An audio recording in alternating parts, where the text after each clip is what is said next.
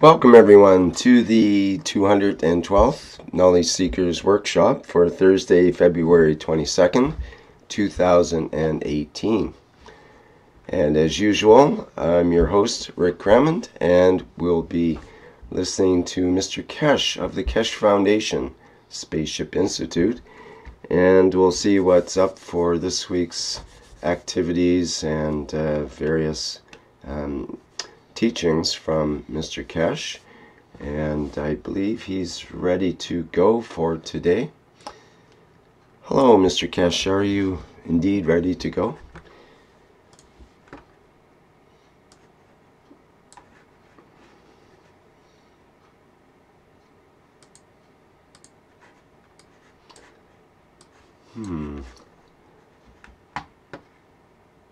Well, Mr. Kesh may not be quite ready to go right yet.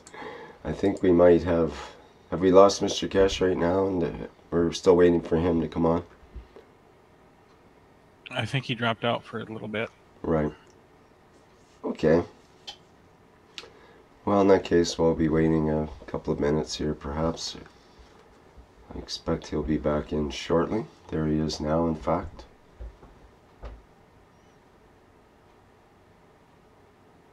Just let things stabilize a bit. Hello, Mr. Kesh. I think you're coming back here.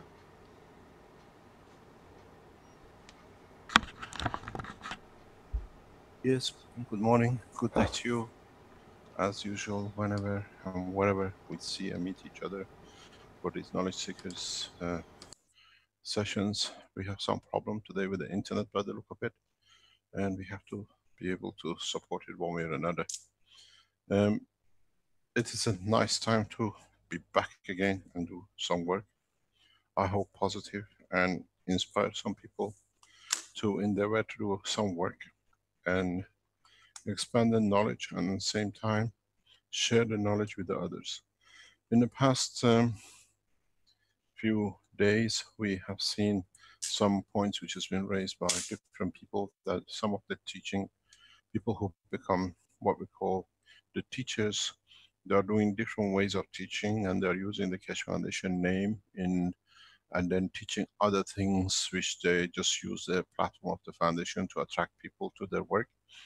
We will close these situations down very rapidly. But if you are a knowledge seeker and you do these workshops and you teach and you want to add your own innovations, your own new ideas, you're quite welcome. We are open innovation teaching. But we have seen a number of people, and it's been raised apparently by our team, that they're using the name of the foundation, they're registering as a workshop, and then doing private workshops behind them, the structure of the Keshe Foundation, and teaching their own things, but they're using us as a platform, will shut you down very quickly. But if you are using the platform and you want to do some private teaching and some teachings on the line, or you're teaching people in the places where you nominate, we support you. Bring out your new ideas. You don't have to be copycat by the book, but make sure you don't go and bring resonance games and other games in the teachings, and machines you find somewhere you think you can bring it through the foundation and start selling it. We get the report, we shut you down, and we are taking other actions in that respect too. We should be free to teach, we should be free to bring innovations out. The day when the teaching becomes as it's on the book is the day when the teaching is finished. It's the end of the foundation work. Innovation, teaching, our own pace, our own flavors, our own beauty is the essence of and backbone of our teachings. You've seen how we teach freely. We allow people to come in and to teach, but a few alarms raised. A large number of people now have become knowledge seekers teachers, and we've seen a few people, very few, are abusing this position.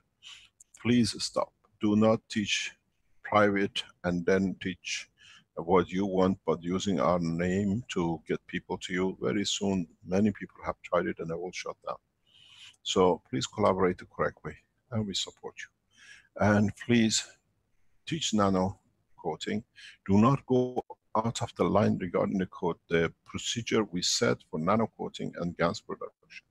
And how afterwards you use it, you're quite welcome. how you use it for different things, backup systems, other bits. That's quite, it should be part of us. You have to bring your knowledge and share it with us. We gave the workshops for people to do workshops on in locations like, you know, whatever they're at home, their lectures or theaters or whatever they do.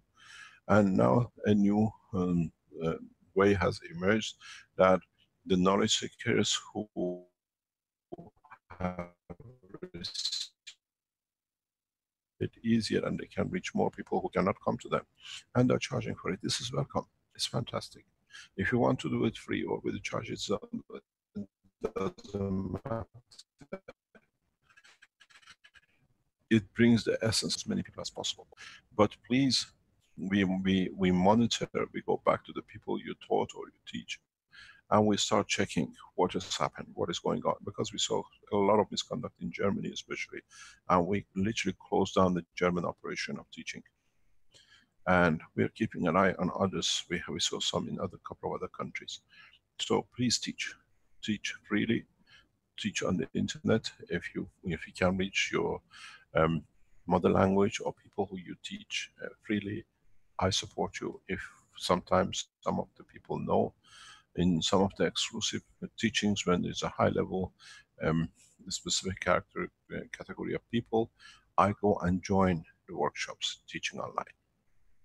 I've done that in 2 or 3 occasions for high level scientist conferences or meetings, that they can understand correctly from the base. I come into your private teachings, if you do it online or at home or in anywhere, to do what you call as a knowledge seekers workshops. And you do it, we support you. If I'm not there, Arman is there, and the rest of the Keshe Foundation management team. You have huge number of knowledgeable people within the structure who come in. You don't have to do it if you have a lot of, or you might be thinking, can I do, what, will somebody be there? We come in, send an invitation. If any of us are there for 5 minutes, 10 minutes, 20 minutes, we come in to support the teaching, to explain things in more detail. This has to become the pattern of our work. I've done that a few times to people who know how to structure it. I come into workshops, private workshops, conference workshops, and try to explain the fundamental or any questions they might have, because when you go to a high level scientific, some of you might find not security or secure enough to be able to answer questions to a scientist. And this is our job. We come in, but we need to put notice in advance, and if we can make it. So please help us to help you, to help humanity to go forward, but in the right way. And do not bring your, you want to teach, you sell whatever, or you teach other, or you've been trained for whatever you want to teach that. Don't use the Keshe Foundation, we shut you down. Bring the knowledge you have from there in conjunction with the foundation work, but do it correctly in where we can support you. Because if you teach something wrong or make something wrong and your students do something with it, we don't stand behind it, because that's what you've done. We cannot support you because this is something you have, you try to, whatever your decision was, and we cannot support such a decision. We can support what is taught by the foundation and support you to expand it. Literatures, other things we can support. The other point is, as a lot of you know, the foundation is reaching the opening of the first massive operation in Accra. And as usual, with structures like this, 9-10,000 square meter of factory, with many offices and structures and public presentations, it's normal that portraits are released. We're releasing a number of portraits for opening of Accra. It's been taken, this is for the office of Accra, what do you call it, operation, as the site is nearing more or less the opening next few weeks. And we have released a number of portraits, especially for press and other parts, and for the Keshe Foundation and for the site. Rick, would you be kind enough to release some of them publicly, which you have received? We've done a number of them that it doesn't become a solid one picture everywhere. So could you share it with us, please? Okay, no problem.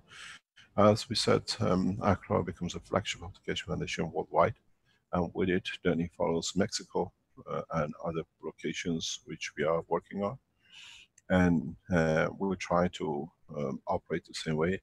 Accra will be at the opening of the official opening of the Accra, once all the tests done by our team and everything else in position. It will be opened by a large number of dignitaries, United Nations ambassadors, local ambassadors, ambassadors from different nations which support us, and 2 to 3 presidents of the African nations, African Pan-African Foundation. We have invited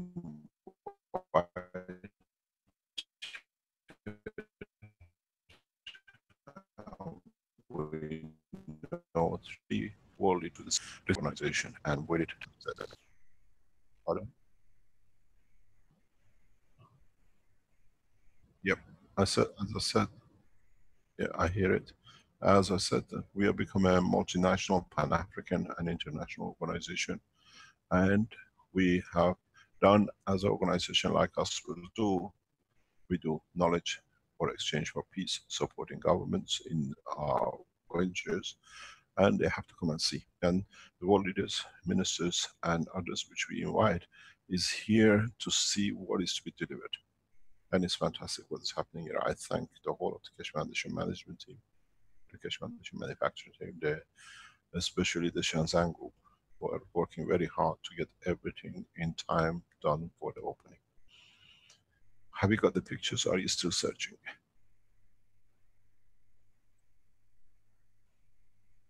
Yes, there's about 7, 8 of them. You were sent 2 sets of them. You can release them one at a time. As you know, Benjamin is the head of the Keshe Foundation Africa operation.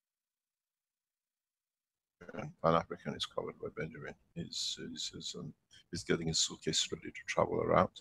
And we thank you for everything he's done in Ghana, and the same with Alex in Nigeria, and Dr. Kato in Kenya, and the rest of the people. We're covering more or less large number of African nations with the technology. Are you there?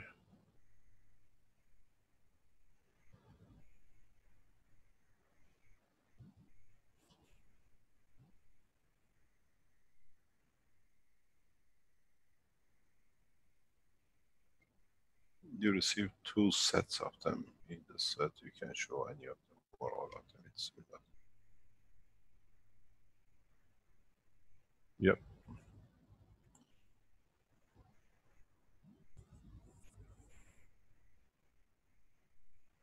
I'm getting old and gray, huh?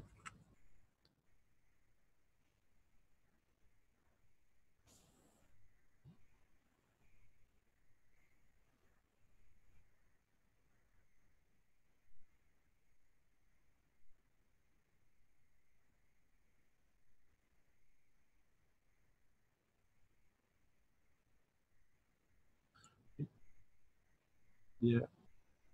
I was explaining to Caroline this morning, I said you should have seen it. We must have taken 200-300 pictures to choose a very few from it.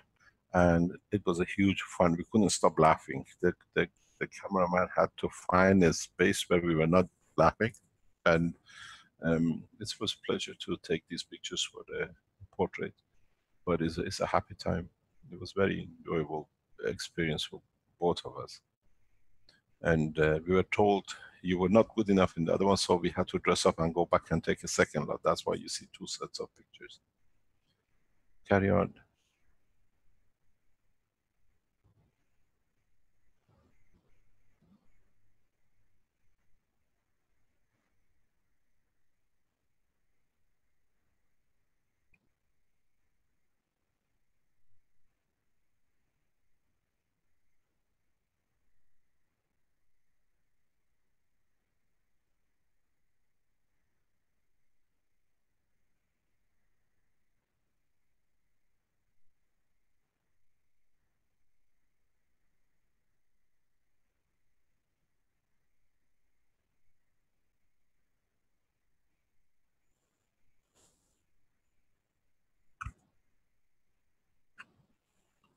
This is happening the same in Nigeria.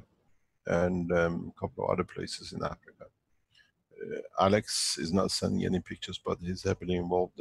He's working on the land very heavily. We will release pictures from, what do you call it, from Nigeria, hopefully very soon from Kenya. The agreement has been reached with Kenya, as we promised Dr. last week, that we support him with 100,000 purchase for the plot. The plot has been found, and negotiation. I had Arman clearing the purchase this morning. Then he's very happy with it. He said, this is very, and Dr. Quater is the same. So we have found the land within less than a week or so from Kenya Teaching Center. It's a good enough place, and hopefully the construction, once we finish with other places, start designing, and the management team, the manufacturing side, will design the site for them to start the building of the construction of the site. This we are transferring this right across the world. It's not just Africa, but that started in Africa with what do you call it, with Benjamin, and what we went through it, and now it's developing to a different thing. You have another picture? Yes, Mr. Kesh, let me continue on here. We've got this one. This is the more serious shot of you and Benjamin, correct? Yeah, it is. There's a number of them. These are all official pictures for different halls, and it's a very extensive building for different rooms, and so we didn't want to be one picture. You know, where you go somewhere, you see one picture everywhere. So we thought we'd do a different one. There is a few funny ones we didn't take out, but we put somewhere in the building private. And yes, it's a lovely tie you have there as well. Atoms and molecules and chemical bonds. And Benjamin has the nanostructure. Is that what that is? I don't know. It could be. It actually looks that way. The copper nanostructure, nano layers. Okay, so we've got that one. There's another one here I can show. These are official portraits which will be released to press.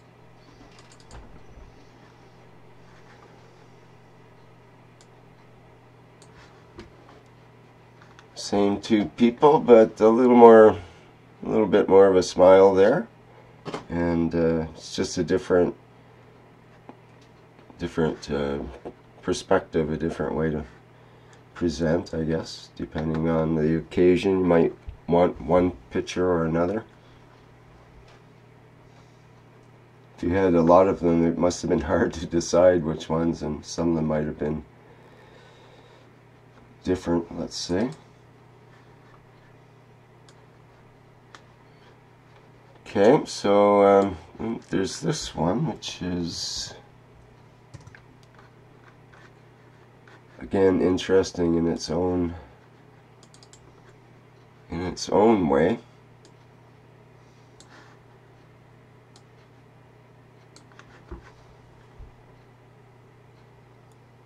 You almost got you the smile there too, Mr. Kesh.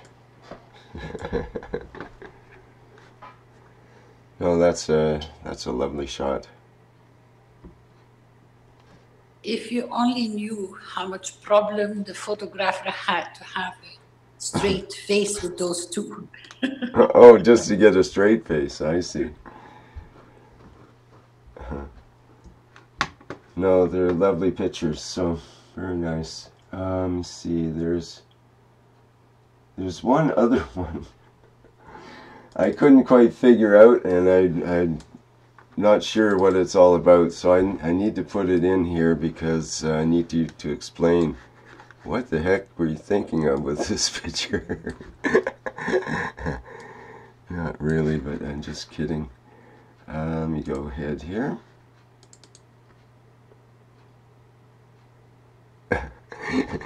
You're both kind of leaning over and kind can barely contain yourselves because I think you're having fun with this one. Blown by the plasma wind.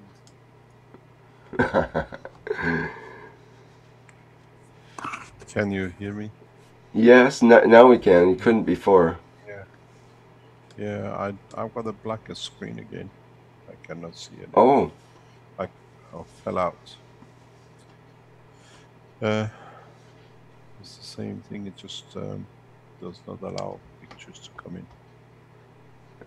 Maybe I should have, if I had them all set up in a folder and had one application rather than resharing, it might have been better. No, it's okay. I think if you just reshare, it'll come back through for Mr. Kesher. Pardon?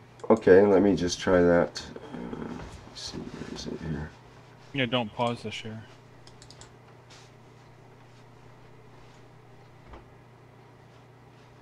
Yeah, So, it's back.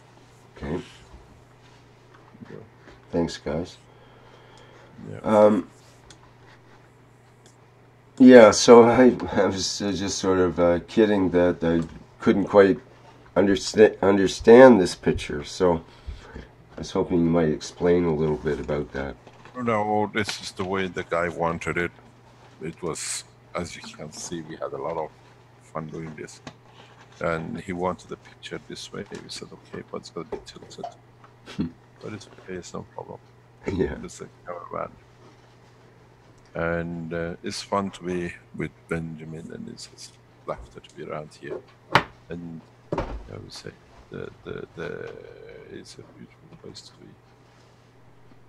Do you have any more, or shall we go to the teaching? I think that's it on those pictures. Let me see, we can just go back to that one that, let's end it with this one, which is really just so nice. I hope I don't kick you out when I reshare here, but... Thank you very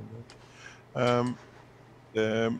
There is a lot of things happening, and we have to, all of us, to be there for the changes which are about to come. Okay, can we go to a normal background? Sure, thank you. Thank you very much. These portraits will be released on the website in the coming time for different meetings and official meetings. There is a lot of interest in what we have started teaching with the soul, and a lot of people have started searching to find out how and where, and they start testing their own, what we call their own strength, their own potential, and understanding more and more that what is being taught is within them and they can reach it.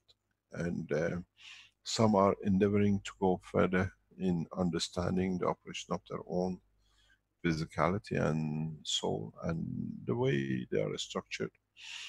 What we see, and it's been seen in other places in the past, is that some of you will start seeing interaction of the fields of your body with the others.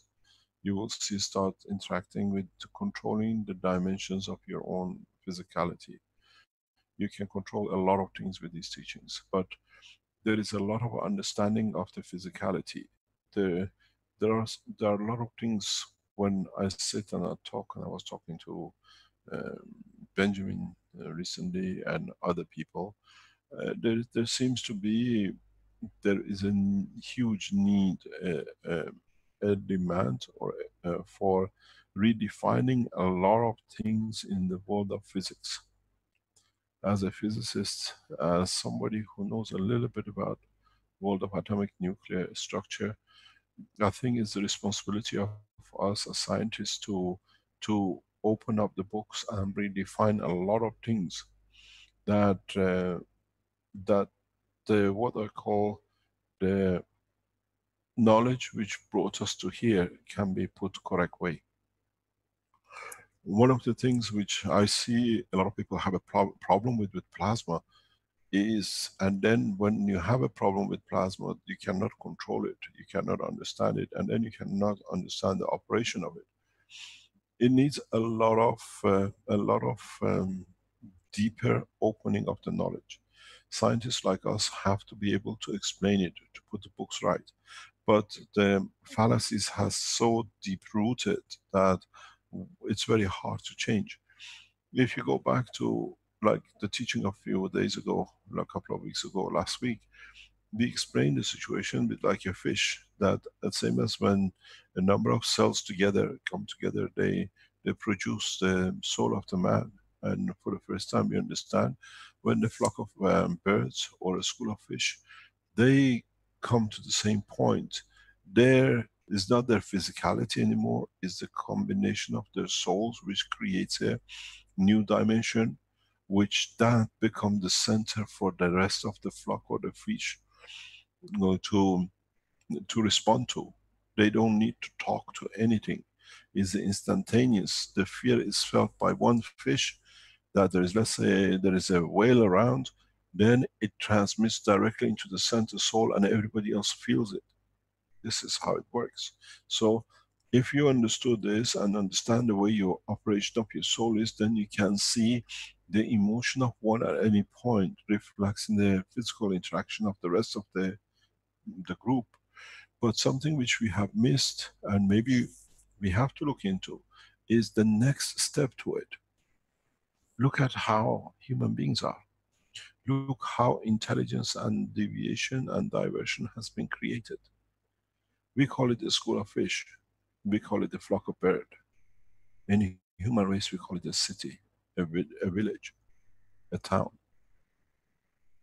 It's the same process. When we bring so many souls together, so many souls in confined spaces of cities and villages and whatever, we do the same thing as the fish does, as a school of the fish or the flock of birds. So this is why we see evolution and development and response in different ways. We see, now we can understand more why each city and population of each town or village have a specific characteristic. Because now they are the same as the flock of birds, the same school of fish. One emotion, one behavior reflects in the soul. Just because we live in different rooms, in different houses, maybe 2 streets away, 10 streets away, it doesn't make any difference. We have created that mother soul, the mother soul of the city, which then it reflects on the behavior of totality. Now we understand more in the psychology of society of the man, because this is important. Why this is important for us is when we go into deep space, we become a soul part of a bigger flock from different dimensions of the universe, different races of the creation of the creator. Then what happens with our total soul? We become part of it. We become part of the essential part of the soul of the universe. Then how do we interact with these people through our soul? These are the developments, these are the steps that we have to understand more as we become part of the universal community. When we leave this village of Earth, then we become part of another village, another team. We carry the soul of this planet because with the connection to this planet is connected to us. Would we have the feeling of the Spanish speaking, or would we carry to us in space the feeling of the French speaking? Or do we carry the soul of the Chinese? Or as we become a universal council, we carry the totality as a part, as a whole. Now you understand more why we set up things this way. When we go into deep space, we become part of a flock, another city, but the universal dimension. Then how do we reflect their emotion to us, through us, to the man on this planet, that the city where we come from and the language plus through universal language, the rest of this planet can receive the knowledge of the universe. There are no books in the universe, there are no internet, there is no e-book. The knowledge of the universe is passed through the soul of the man, the soul of the creator, soul of the creature. Instantaneous. This is one of the reasons last week I spoke with the zero-time communication, information transfer. Because we have to open our eyes to the reality of the dimension which is opening to us. Because if we don't, when it comes, we don't see it and it passes us. And we miss a lot. So now you understand more and more why we structure the Universal Council, the teaching and everything else to that direction. And then the importance of these councils we set up emerges into it. The knowledge will not stay with one. There is no need for patent, because when a whale touches 1 million fish in one corner and he feels it through the connection to his central soul, the rest feel it and they take action to protect the physicality. So shall be us. So shall be the knowledge. If one finds food, the rest follow, because then he carries through his soul. This is where the food is. Then the knowledge is the same. The knowledge of the man, by opening up the universal community, becomes so expanded so rapidly that it'll become unthinkable for man of today. Past few days I had the pleasure to be one of the workers at the Ghana factory when I was there, and young boy, masters in nuclear, and he came to me. I was standing watching a heavy rain falling, and he came to me and said, Mr. Kesh, I have a problem. I listen to your teachings, I listen to a lot of, I start listening and reading. What's this universal community you're talking about? What's the Earth Council? What's the Universal Council? Can you explain more to us? Because we don't see it here. I explained to him. And then he said, you know, when you came here 1.5 years ago, the things you told us in the first class, first teaching, and we thought, oh, whatever. And now after 1.5 years standing here in this factory, I see it. You could see it, we couldn't. But now I understand. You were telling us something that whatever you told us has taken shape and it's coming true. And he says, I want to be part of it. More than this. And this is what the knowledge is. We spread the knowledge, and the knowledge has to be received by the soul of the man, not by the ear of the man. And then we can take the knowledge a step further. We have to understand how to communicate. We've been building machinery systems to communicate in no time, shorten the time of the communication between a satellite and a planet or whatever we send things to. But we've forgotten that we have one of the most fastest line of communication. According to the distance, we use the higher strength of the field of the soul of the man. Zero time communication at any time. And this is what we have to understand. This is what the communication, this is what the structure is. But one of the reasons we don't understand these things is because the teaching, the fundamental teaching has been put in the wrong way. I said many times, I wish the bookkeeper would have stayed the bookkeeper. One of the scientists who made more damage to the world of physics and the rest of the knowledge of the man is Einstein. Because he never understood. He only saw figures, he never got the essence. Where people like Tesla understood the essence, but they could not fix it. They could not connect it. Tesla is a scientist, is a true man of science, is a messenger of science. But people like Einstein, they are nothing but troublemakers who never understood and created more. And because they came from where they came, they have to get notoriety, they put more deception and false information in the layer of the society. These things has to be put correct. But scientists who understand now the new dimension, the new understanding.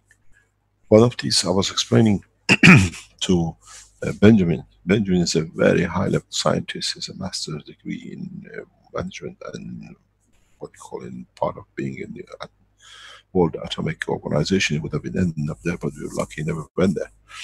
But when these people ask questions, they ask you the questions into the depth of the knowledge of the physics. And I was trying to explain, and what he was trying to tell me, I understood more and more that this knowledge is not correct. What is being put out is so false that we have accepted it and we cannot change it. And because of this false information, we cannot understand the work of the plasma to be able to get in touch with our soul. Because we have accepted certain dogmas, certain false knowledge, and it stays in the back of our mind. How can we say if that is false, we accepted the false information, how can we accept this new one? And this is what the problem is. Like a speed of light is the ultimate. And it's stuck to 7 billion people who ever had the scientific knowledge. And all because of one stupid man. One man who never understood. And is given notoriety for nothing. They say in Farsi, we have a very beautiful say, it says, it takes one crazy man, one mental demented man to throw a stone in a water well, and it takes 40 knowledgeable men how to take that stone that he can use the water well. That's how damage they do. This is what we have to understand. And we have to put things correct in that way, in that manner. One of the points which most of you which go into the world of physics, and if you understand it, it's needed to be explained, is the dimension of the atomic structure of any system. None of you are nuclear physicists, none of us do all these detailed things, but we read something when we were in school, or we have been told, or we think we understand. We go back to the origin of teaching, then you understand in so many ways where physics has gone wrong. And in a way we are partially responsible ourselves, because scientists make some points very easy for us to understand, and it becomes so easy that it becomes falsified. One of the things I go back to, because this has to be understood, is in the atomic nuclear structure, what we believe in is one electron, one proton makes what you call a hydrogen atom. Then they tell us one, if you put, I have to increase the thickness of this that you can see it. If you put one electron, one proton and one neutron together, you make whatever, just names. And then they tell us the same thing, if you put 4 of these together and 2 of these things together, makes you helium. And then they tell you, okay, you have 100 of this, and you have 50 or 40 of these electrons, this makes an atom of whatever. But when we look at it physically, they tell you the same thing, just put numbers in there. And that's how we see it, maybe with a few bits here, call it electrons. And if you look, we get this false image. Everything is the same size. And then you do not understand the problem. In reality, when we did, if we had one proton and one electron, this was us. But when we came to the deuterium, this is the real picture, more or less. Just look at the size. Then when you come to helium,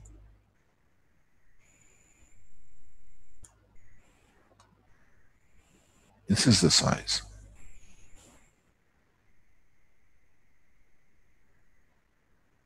Now, why? Here they just gave us dots because they couldn't explain. Here we know that the material here has magnetic field, and these magnetic fields have to be in balance. This makes sense now. We understand the reality. And Rick has shown us many times. The minute we put magnet, the spacing starts.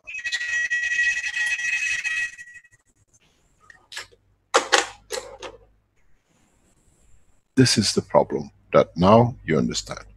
Then if you add, let's say CH3, now you have 3 hydrogens which are there, and according to this teaching there is carbon here, but it doesn't happen there.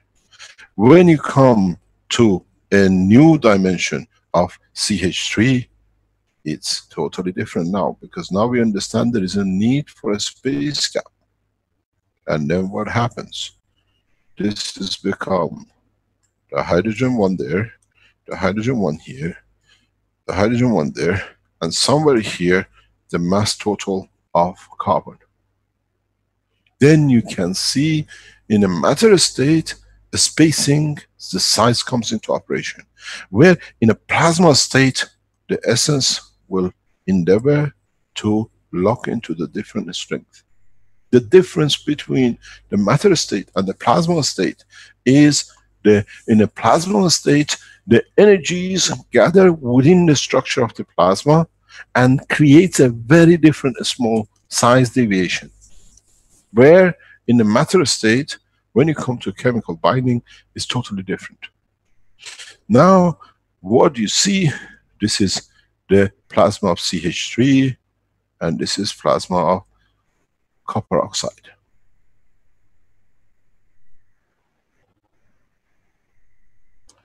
And then you understand, totally different. How, for example, the fields of the carbon interact with each other with their colleague of C, what you call hydrogen, creates the green color. If any of these three slightly loses its strength, you'll find different color of it. In that combination, you understand more and more the physical structure of the plasma. Those of you who have worked with ganses, with nanomaterials and the rest, should have seen this coming a long time ago. It comes by observation. A lot of the work comes from observation. If you made CH3, just try to see the CH3 you made, and then you made the CO2, and then you made CuO, or Cu2O, or Zn, you should have seen something very different. When you make the plasma gas of CH3, look at it, it's very fine, it's a dust. The first time you wash your CH3, see how long it takes to settle. And then you see CH3 is the only one which actually sits near the cap too. With CO2, you see slightly different. With Zn, you see slightly different. Bigger sizes, dimensions. The settling down is much different. Then this should have given you the size of the ganses of a plasma. But when you look, it's not that different. But when you look at the atomic structure, it's totally different. Here, the essence is within the fields. But CH3 in matter state is very much different. The interaction of the fields of the planet, creating condition of the ganses of the plasma into matter state, forces a different condition of field interaction. Read book number 1, the difference between the magnetic field and then the interaction of magnetic fields creates gravitational fields and magnetical at the same time, where the interaction of gravitational and magnetical creates the next step. And now the interaction of this in fields of gravity, magnetic field with each other creates weight, mass and inertia. And then a condition of matter state or a plasma state. Then you understand in a condition of the universe why the mass stays constant, but weight changes. But in a coming to understand this, we understand that the gas is in a weight state of condition because it's independent of its condition in atmospheric where it operates. It's itself which dictates its size, not the environment, in most of the majority of the time. Unless there is a link in the field interaction with the plasma, which then it dictates or interfere or interacts with the field that it might change part of its size or dimension. Now that you understand this, Then it comes to the next step, and that is, now we understand the interaction of the ganses. We understand our soul is a collection of the interaction of the fields of all these ganses, and then we are that flock of bird, and or we are that school of fish, and our finger is that fish at the end which smells the food.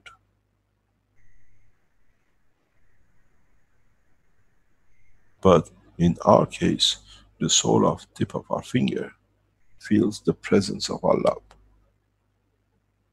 Would you like to touch it physicality, or would you like to get in touch through the soul of it? Which means you become part of it. This is what we have to understand. Once we go into the dimension of the plasma and ganses, this is what we have to come to understand, that the extension of our existence, physical existence, is the limitation of the universe. It's us who has to decide which way and what we want to do, where we want to be, in connection with our emotion.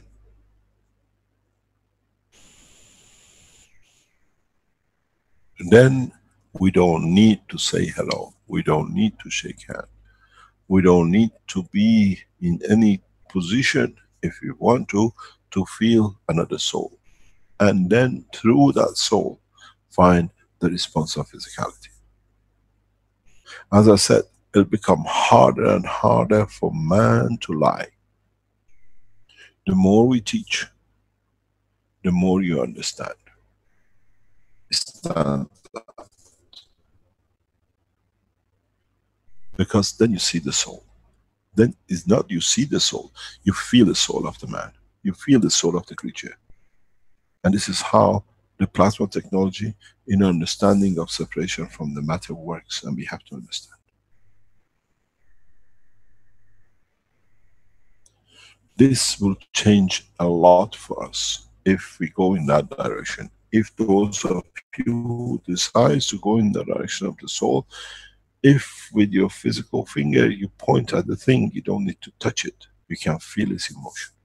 By looking at something, at someone, you can see in their eyes, in their body, nothing, but you see the soul, which the soul says, I'm sending this, but you're seeing the Chinese whisper there, and there's a lot of lies in what I sent out. But comes another point. How do we feed our soul? How the secret in existence in the universe is, how do we manage to feed our soul? That our soul can feed our physicality, that guarantees the continuation of the existence. The main point in the whole structure of how to feed the soul goes back to the commandments which was given to Moses. Thou shalt not lie.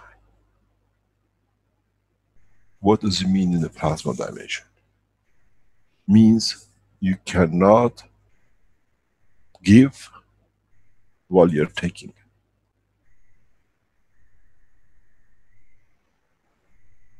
There is a difference between stealing and lying. Stealing, you take and go. Lying, you pretend to give, but you're actually taking.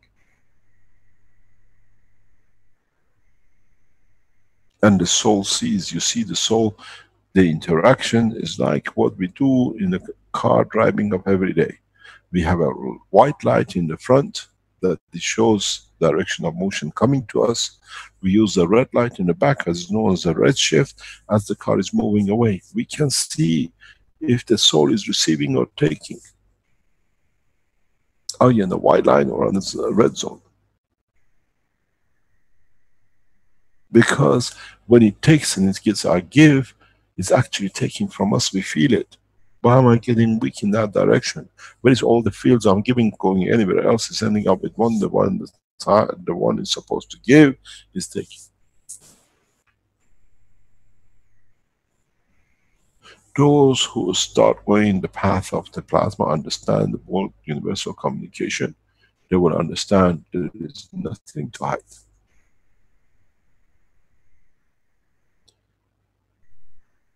and they can keep on lying.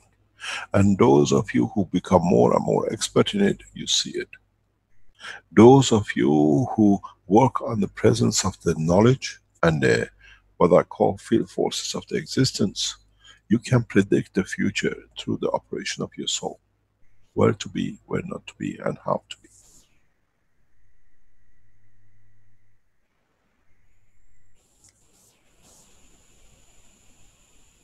Then you plan. Do I want to be here? Do I want my soul to be here to change my physicality? Or I like to experience it, but I cannot harm the others. I cannot steal or lie from the others. Read as you've seen. I've seen in the Universal Council new papers which is coming out. They finished the charter, it's going through translation and correction. The 99 beauties of the soul of the man, which is written in a way is a copy of what is in Quran, that's the name Muhammad has mentioned, is in it. These are the attributes of the soul. And try to find out how you can connect one of the attributes of your soul to another, and then how one operates within it. You'll find out none of them is connected to each other through lying to each other. And none of them connected to each other through stealing from each other.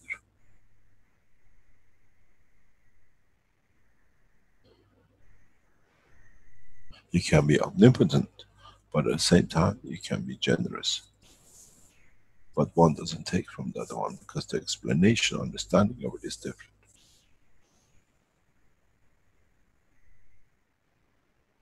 The structure for us is to understand the operation of the plasma. And in a way, trying to understand how to allow the field flow of the plasma to take the direction of the motion which we want it to. And many of us know, we have tested it. At the beginning of these teachings some months ago, you start talking about the wish. I wish, my wish is my command. Now we come out of the nursery of the wish to the first class of, I know this is the conduct of my soul. But I had to call it a wish because I didn't know. Where the wish comes is where you move the filter to the position that you can give more from your soul. You call it a wish. I see it as a movement, as a shift of the emotion to direction of giving more. It's like a tap. Behind the tap, there is the same pressure of water. It's you who decides how much of that water you want to release. You call it a vow, we call it emotion. Otherwise there is no difference. When you have the water in the pipe behind the tap where you open, that tap, that water does not know and does not care if it washes a hand, goes in the pot, becomes a food, or get flushed on the toilet. Because it's there to serve a purpose. It doesn't say, oh, I'm not going out, this is a toilet, I don't want to go there. Or I'm not going in the pot, it's too hot. Or I'm not going, the hand is too dirty, I'm not washing this one. It shines, it rains unconditional. And this is what we have to understand. And then that extension we do, we call it the control, lying or cheating in either way.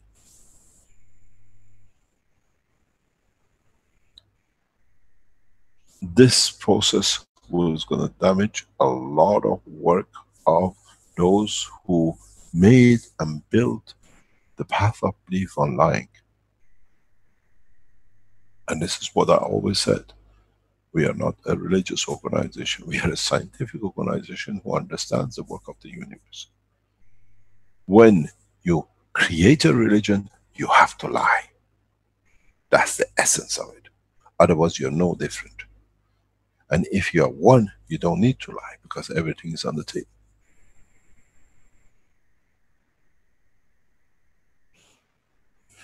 This is what you have to understand. When you can control, when you understand the flow of the fields, you'll find out you receive. It's the way of nourishing the soul, it's the way to receive it, that according to what it receives, You decide what, in what dimension you want to manifest that field, as a plasma of a gans, as a physicality of a presentation, or as a voice or a sound, or whatever you want to be called yourself.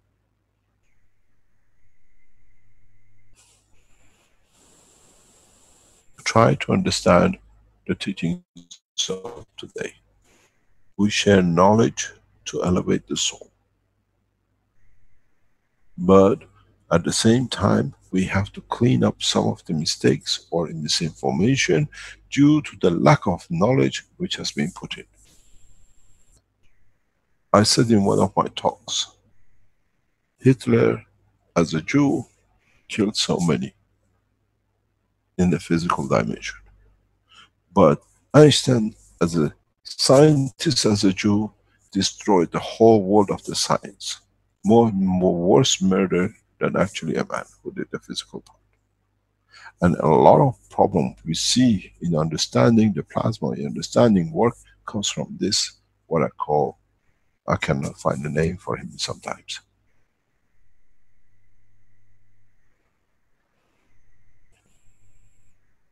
Everything has to be, you understood partially what we talk about Moses, that he stole and he killed, and cheating and lying became his pattern. And we see the same thing with Einstein as part of his path.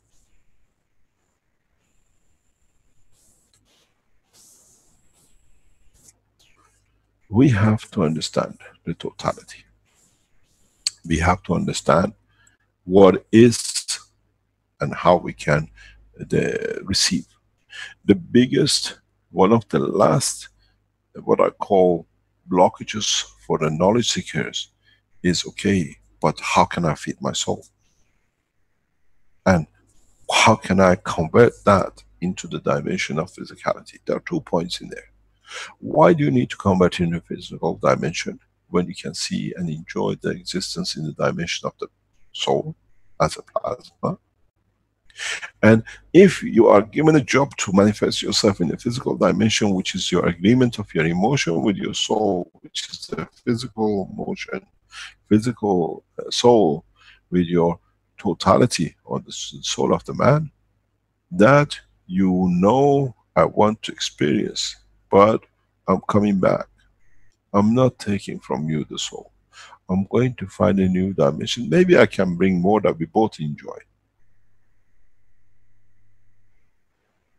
Then you can shift from dimension to dimension. You can change position. You can change from physicality to the dimension of soul.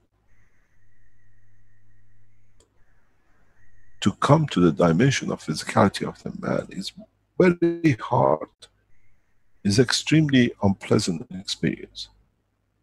But when you are given a job to do and you try to do, you come to an agreement between the soul and the physicality of the soul to manifest yourself in the dimension of man, you take accept, because you know you're safe somewhere down the line. There is a pattern for the work. That you are there to serve. You are there to give from your soul, to bring the change, to elevate the others in the dimension of physicality. Many of you who managed to reach that point, as I said, the earth is the nursery of diversity of the fields of the existence. Then in time you become what we call the soul of the prophets in different dimensions, positions in the universe. I've spoken about this before. Then if you get it right and you understand, when the message comes like that fish on the corner, which gives the message to the soul inside that there is a change here, there is something happening, then you respond according, that it keeps everyone safe. Then you work within the realm of the universal community. Then when you teach, when you are guided to teach, then you teach the correct way. You don't teach the lying way, you don't teach the stealing way, because it's not ingrained in part of the soul which you accepted to teach. Even though you manifest yourself in that dimension of physicality. Those of you who want to transfer from one position to another, the first thing you learn that you start doing it is that you cannot lie to your own soul and to your own soul of physicality. And then at that point you start shifting, you start moving. It might sound very strange to a lot of you, but very soon, one by one of you, those of you who are clear in soul will understand and start shifting. And start experiencing the beauty of the creation in different dimension and strength. Many of you will manifest yourself in China, in America, in Spain, and you learn. And strangest thing, you'll come to it, wherever you land, you speak the language. Because language is part of the emotion. This is why we chose the universal language as a universal community, as what they call one universal council. Those of you who might have a problem in physical dimension to speak two languages, when you go through the soul, even though you're aware of the physicality of the soul, you speak the language and you look and shape of where you come out. And God knows, if you wanted the soul to be Chinese and you end up as a blonde blue eye in the center of Tokyo, it means I made a mistake, I've got to go back in and come out the way I thought. Where did I not get it right? And you find out most of the time, you manifest yourself in a dimension where your field balances are equal, and what we call in the verbal language, you find a peace, you find a balance between the soul and physicality of the soul, that you can go there, but I have to be able to support you. I cannot support at this time with what I have for you to appear with 20 arms and 14 legs. But if you go to a 2 legs, 2 arms, I have enough, we can support it. If you want to be blonde, maybe we can do. If you want to be black, maybe we can do. Then you find you cannot lie to the soul, and you cannot lie to soul of physicality, and then you find peace, connection, and then you find the soul of physicality does not have to need to have the physicality to attract energies to get it fed, for it to feed the soul of the man. Maybe some of you understood what I said. And if you understood, I've shown you how to feed your soul, and through it, feed your physicality. And it goes back to the original teachings, which are always emphasized. The strongest feed the weakest. And if you can take the soul of physicality, which is a smaller in body of equal, into the center of the soul of the man, you create a condition that the universal community, universal field forces trying to feed the physical soul, feed the soul of the man, with it, they feed the physicality of the man. This is part of what we have to understand. Many of you were wondering, how can I feed my soul? How can I feed my soul that I can feed my physicality? That it can feed me to exist in any dimension. Now the teaching come together in that part for you, if you understood.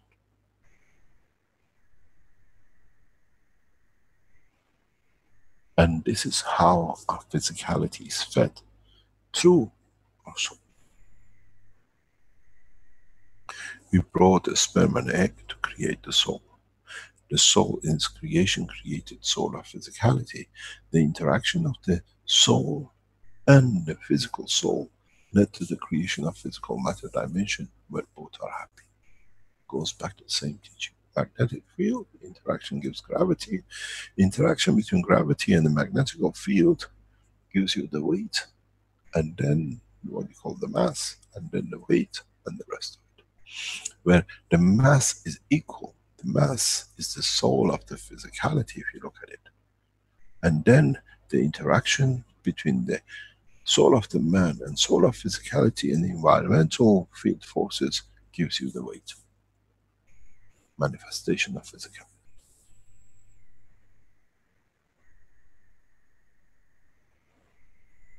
So Any of you, if you understood the teaching of today, can feed yourself anywhere in the universe.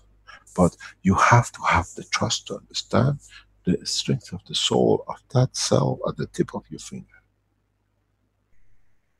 Is that single little tiny fish in billions of fishes that his emotion can affect the totality of a billion.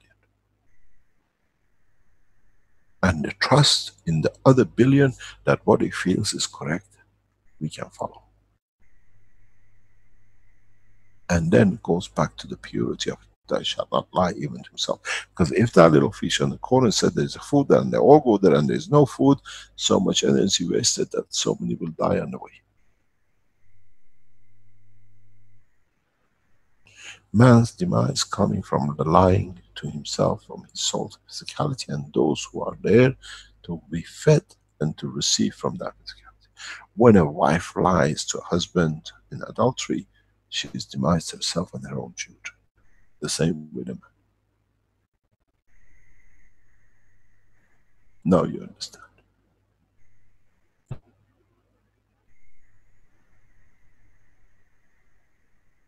When we accept a certain level in consuming the soul of physicality, eating flesh, eating meat, eating vegetables, eating another thing to collect, we steal, and that's the punishment you stay in the dimension of physicality of today.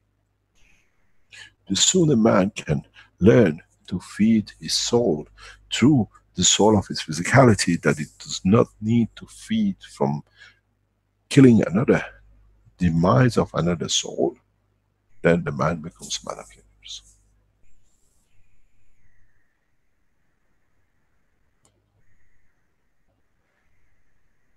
And now most of you should understand what to do.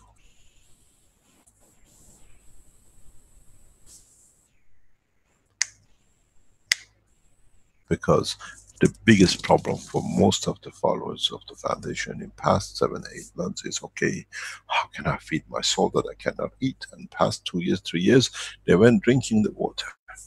We trapped the energy of the life, of the existence in another water just because we could not see it. We called it the gas water.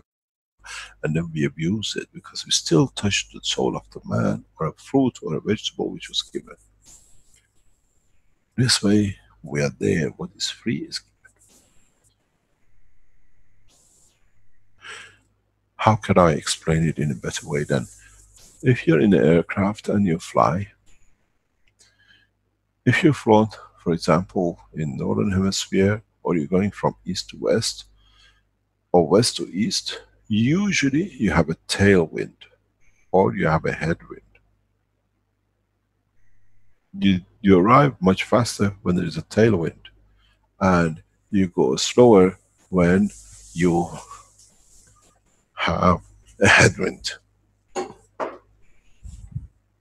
So we need to understand the essence of the creation, and through it, now we understand the soul of the physicality, and we can position the full soul of physicality inside the soul of the man. Then the interaction of the two creates a field, magnetic field forces, what we call the repulsion or magnetical field, which becomes the physicality structure of the man. Then it's easy to feed from the fields of the universe without ever touching another thing.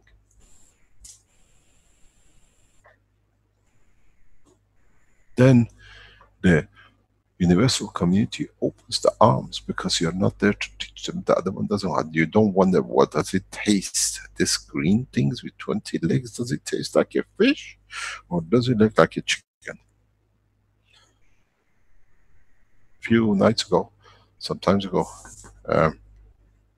last night actually, we were in a restaurant and there were 3 pots of soup. And the people who are around me, they know always says, we are fed up of eating the same animals. It's chicken, fish, lamb, pork, or whatever. We need to create a new animal. And I walked into these 3 pots of soup. And in front of it, it says chicken soup.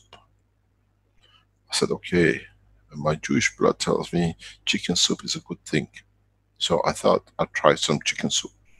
They call it the Shabbat dinner. So I put my ladle in to get the soup out, and I thought that's a strange soup. It's a fish in it. I called the guy, I said, have you created a new animal called chicken fish? He said, no, no, no, this is a fish soup. This is a chicken soup. I said, no, look guy, it's a fish in it. It cannot be, no, no, no, no. He tried to convince me. I said, you created a new animal here, not that I haven't seen before. Then we opened the next pot. It was red and it looked like a, and it says, red something fish soup. And I said, look, it is red. And then there was a discussion. They wouldn't serve anybody till they found out what they put in these 30 pots. And one was a cauliflower. It says, this is a cauliflower. It says, we know that there is no lying, there is no cheating. This is a cauliflower. But what's this new animal called? Chicken fish soup. And what is this one? Oh, it was the red snapper soup. Snapper is a fish. So I said, you got two soup fishes. Anyway, everybody stopped eating, and the chef came and they went through a lot of discussion what's going on. At the end, they found out they put the labels the wrong way, but somebody has put the wrong label from outside in. So the chicken soup fish was actually a fish soup. The red snapper soup was a chicken soup with a tomato in, but they didn't bring it out the right way. So we had a good laugh. And I said, now can you imagine the space we're trying to taste new animals, new fishes? Do we need to see how they are? Or do we take their souls when we take them, when we eat them? And then their soul affects our soul. Those of you who think you are vegetarian, and you know my opinion about the vegetarian, now I give you something which I never discuss. If as a being we consume one lamb, but none of us can eat the whole lamb in one go. We split it 30, 40 of us. So it's 40 of us guilty for one, or 50 of us are guilty for one soul. But when you consume vegetarian food, each lentil has a soul. Can you imagine how much soul you consume in one plate? But that's not a problem. They say the vegetarians are very calm. I tell you why they're calm. Because they kill so many, the shame of the soul does not allow anything else.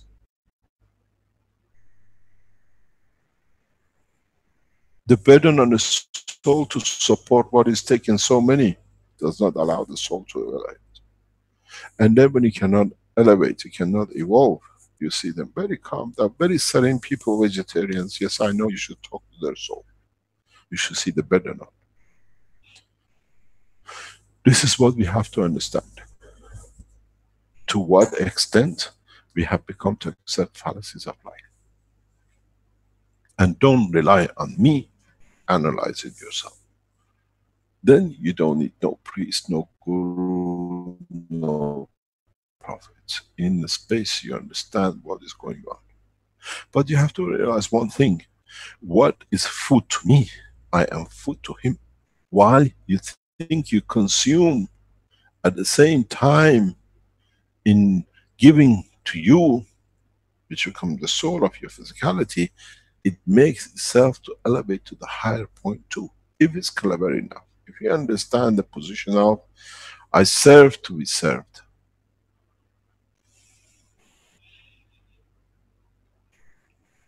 So now we understand the structure of the physicality, the structure of physics. If we now understand the reality and then talk and walk into the condition of the conversion of the matter into the plasma, and then through understanding of that, that we can receive the plasma of the fields, we don't need to eat another matter, then you understand how to feed yourself in the space of the universe. And from then on, nothing is delicious. Everything is beautiful to give to. You will run, it says, eat me, I want to give you more, you're so beautiful that I can give you more, that you become more beautiful. Not on the matter says, oh, I eat you, you're so beautiful, I have to take you in me.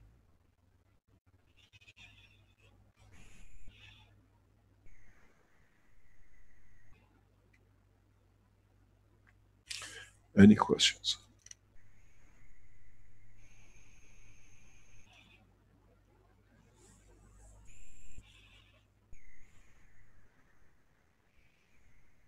Mr. Rick cannot find his.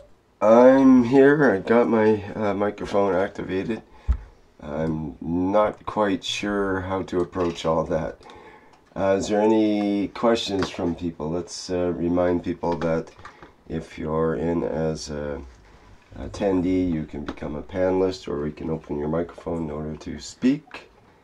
And we also have panelists. We have 30 panelists here now. If you'd like to say something and ask a question about the topic here. Just looking at the live stream.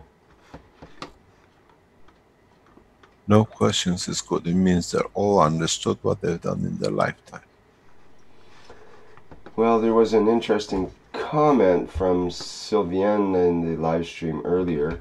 I was trying to get it in earlier, but there's no opportunity. He said, "Hello from France. I had a dream this week. I saw Mr. Kesh. He was surrounded by gold. A gold house, a gold car. The meaning is Mr. Kesh brings us the richness of the understanding of the soul. Thank you so much for your teachings, Mr. Kesh. Thank you." That was from Sylviane. That was kind of nice. And I see that our screen has... Flint, are you sharing now? I see Mr. Kesh has dropped. That's what happened. Thank you. Oh, okay. Okay, well, I've got... Okay, thank you, Flint. We've got the screen back up there. Maybe a minute or two before Mr. Kesh comes back in. I'm sure he'll reconnect as soon as possible. Let's see, we have...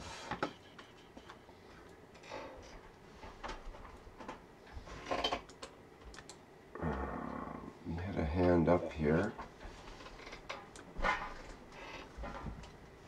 Nicholas, I think it was, had his hand up.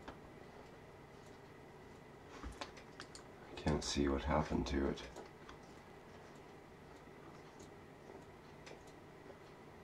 Don't see Nicholas there anymore. Okay.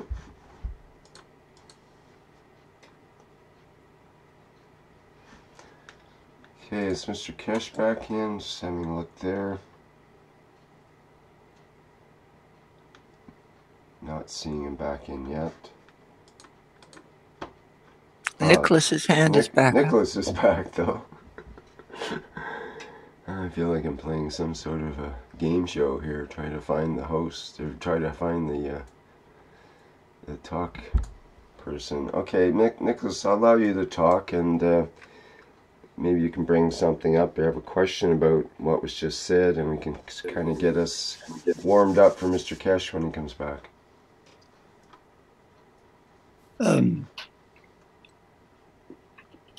Well, that was quite a teaching about feeding the soul. That's going to take some thought. I guess my question, no, I don't guess.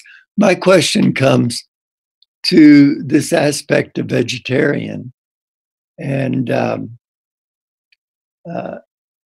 just to hear more about that Mr. Kesh is saying, where he's saying, well, you know my attitude, or you know my thoughts about vegetarian. Well, I don't, because I guess I don't listen to everything, but I am very interested.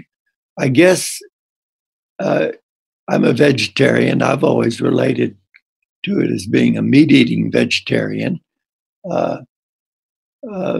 Because if I'm at a table and somebody's serving meat, then I'll usually have a bite of it or so. But I find that I don't care to put meat in my body. it seems to be harder to digest. Maybe that's in my head, you know. How well does one know themselves? Talking about killing other beings, basically, and that's the whole thing he's saying, is that you're killing many more beings by being a vegetarian. Like if you're eating, I suppose, say wheat as an example, or grain, you might, if each grain is a separate being, and you'd be eating many beings, as opposed to the meat eater, where one animal, one being, would feed maybe 20 people or something like that. There's another, that's sort of the concept. There would be another argument that says that the plant itself, the wheat, let's say, would have maybe 1,000 babies, but the calf itself would have only one, you know. So which one is, you know, more evolved? I always considered that breathing, living, moving animals are higher evolved than vegetation, and vegetation is higher evolved than minerals and you know. So basically, that maybe there's kingdoms of minerals, kingdoms of vegetables, and kingdoms of animals, and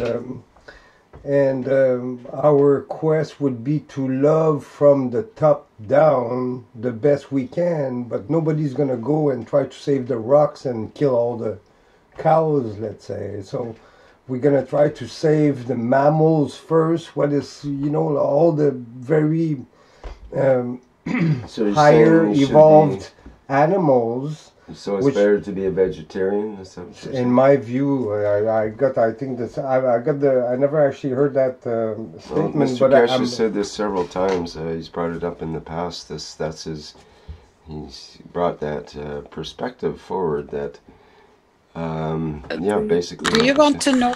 Do you want to know how Mr. Cash explains it? I would love to. Thank you, Caroline.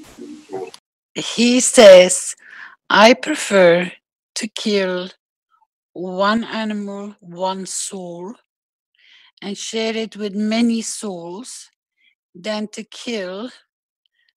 If you have a bowl of rice in front of you, each grain is a soul because it has a new offspring of life in it. So it carries its own individual soul, each grain. So if you eat a bowl of rice, you can imagine the amount of souls which is in that plate. So this is how Mr. Cash is trying to explain the proportion. And not only that, he repeated quite a few times, he says, I prefer to have one soul to share with many than to take so many souls and you think you're not killing. But that one single grain carries the same soul as that one, let's say, bigger animal. The killing is in no way, no measure any different. But what if you know, getting it from the thought, the intellectual, you can say that, I just can't feel it. Because I'm a gardener. I take care of the plants. I help them grow. I save their seeds. I recompost their bodies. I take the plants into my body and they become a part of me. Yes, can I? I know that. So it's a living exchange with the plant and, you know, becoming it and saving their seeds. And in part of the plant, you know, one plant would produce, you know, many seeds.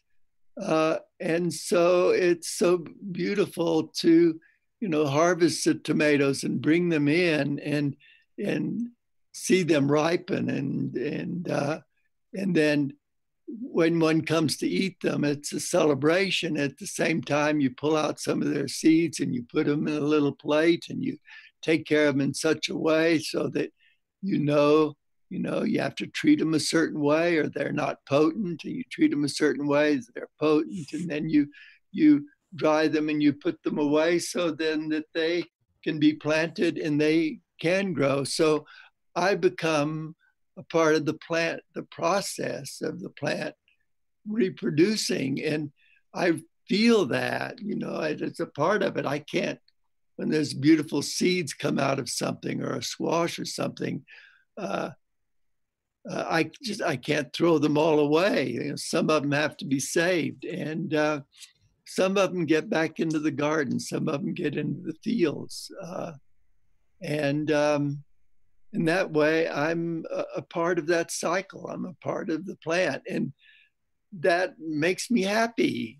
It's beautiful to plant one's own seeds, and then you know, they're grown with love. The people that are growing them, yeah, they're growing them to take it to market. Or if I'm growing something, I know I'm going to take it to market. And I've participated in the growing. I haven't done the growing. I participated in the growing and the health of the plant. And then that goes to the market. And then, you know, somebody sees the plant, it makes them happy. There's something in it. They eat the plant, it makes them healthy. It has also something to do with the soil that's grown, that's been taken care of. And so one tries to eat, you know, from locally grown food where you know that people have put their, you know, love and care into the growing, and it hasn't just been growing the plant so you can make money or something like that. That feels a whole lot different to me. And then if you have to be out and you have to eat, you don't know where it has come from. You don't know how it was grown. You can have a feel for that. Then somehow you bless it. Somehow you're also blessing the whole kingdom. It's not just the plant kingdom. It's a kingdom of a life. You know, it's all the same somehow. The life. It's just differentiated out into different beings. Some plant beings, some animal beings. But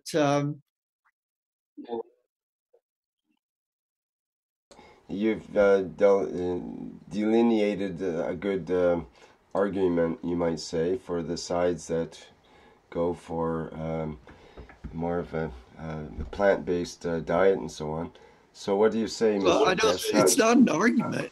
I mean, this is you're presenting a viewpoint, a perspective of many people. That's what I'm saying. It's not an argument. Thank you. An argument in terms of a debate. There is a debate about this in many realms, you might say. I think Mr. Cash can help clarify that. Thank you.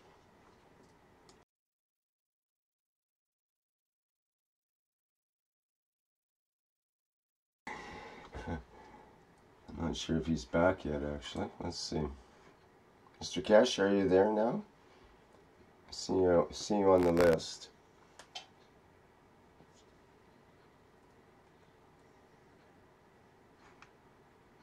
Might be having connection problems there. He was trying to get in to speak earlier, but... Do you also remember, Rick, in the time till Mr. Cash comes back, that we have become numb?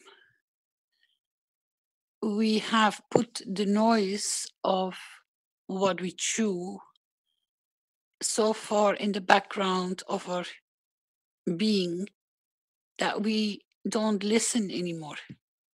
We prevent to listen, but the pain and the suffering is caused. And that's why this knowledge is here to start understanding and to explore it and try to make it in a way, in different ways, to accept for people the way we look at animals, plants, trees, or whole environment, that we take a responsible position in how we are conducting ourselves in this paradise. And that some things, because it's not because they're a habit and it's not because They've been there as a custom and for so long, that doesn't mean that it is okay. And that's the road and the path we're trying to make awareness in how we can change it. And the respect, and a lot of people, as the gentleman just came to explain, a lot of farmers have respect. A lot of people which are running farms have respect for the animals. And I know a lot of people have pets and animals at home. But we have to understand the difference between the reality and what we think is reality. And I think this is the message Mr. Kesh is trying to make clear for all of us. We simply did not know.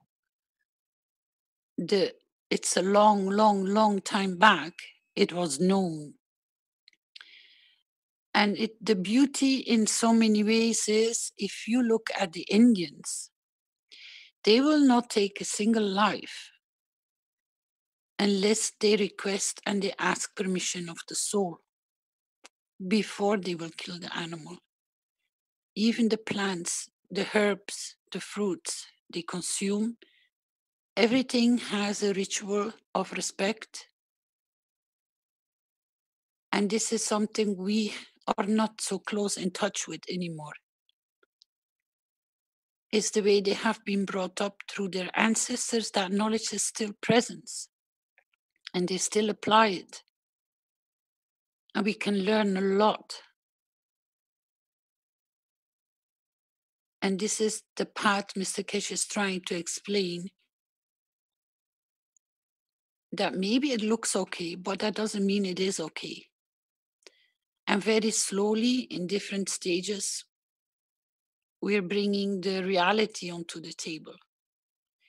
Because, as Mr. Kesh is trying to explain and extend, what's the use of trying to cover it up when the truth sits in a totally different position? And if we are honest to ourselves to look into it, we can start inspiring ourselves and others to start looking at the path of truth, and not to fool ourselves that we try to make it more or different or better than the reality is there.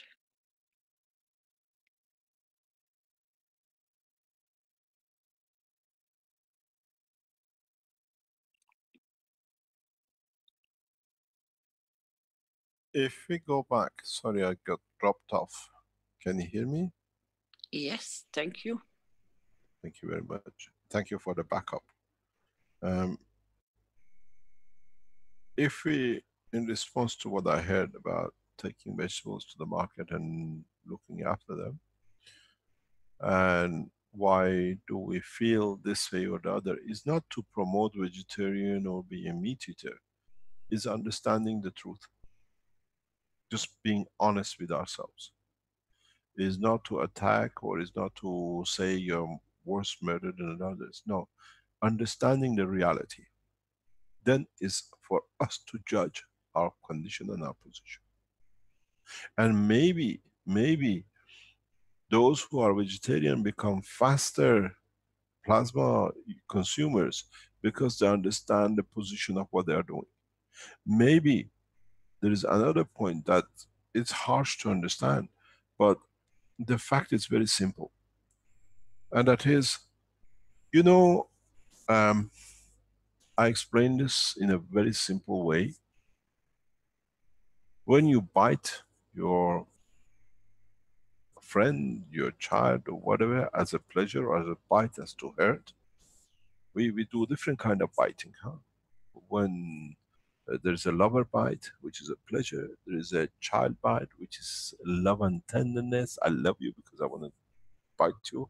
I do that to my children. I bite their cheeks and say, "This, I can give you all the energy through my teeth." And then there's a bite we do out of anger. But it's still all bite.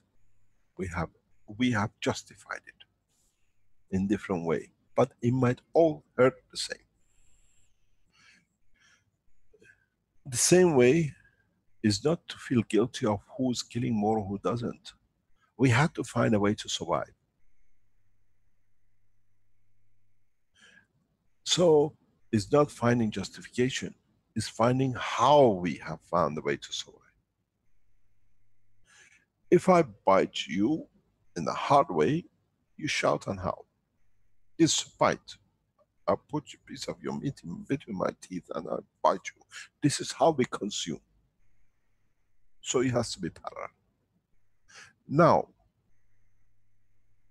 if I walk into a place where everybody is biting and shouting and stuff, I become deaf to it. I create a threshold that I don't hear anymore.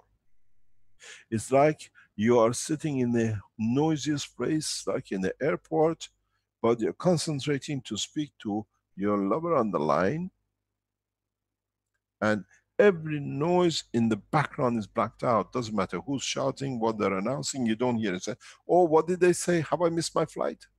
Or did somebody shout something? Because we have created threshold.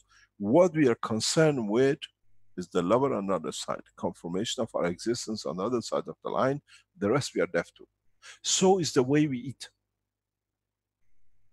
It's not that we don't hear the biting of the soul of the cow or the grain.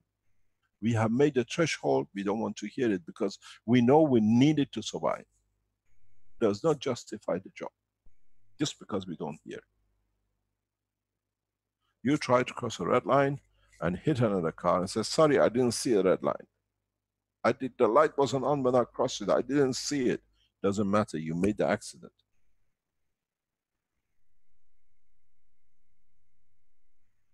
Is not justifying vegetarians or whatever, but understanding the totality and understanding what we do. Maybe this explanation brings us to faster move away from consuming, killing another, or lying to another soul. I look after you, but you gotta give it to me because I got to survive.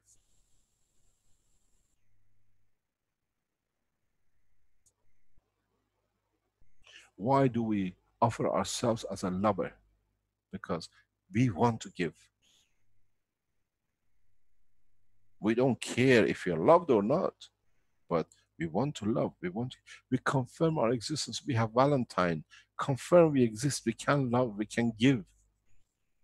So it's understanding the reality, is not trying to take position. Once we start taking position, we are blind to the real facts and truth. But understanding it is different, and justifying it is different. There is no justification for termination of a life. Does not matter how we do it. But as a human, as the other animals on this planet, we have found a justification. I have to eat to survive. Now we found others who've made a copycat without physicality. Says, I drink a can's water, I don't kill anymore animal. Another fallacy on top of the other one, justification of the same. Just because we have made a threshold in our brain, in our ears, in our soul, that we don't want to hear the shouting and howling of who we bite, doesn't mean we haven't bitten, we haven't eaten. But being open to it, that understanding it, is the opening of what's next.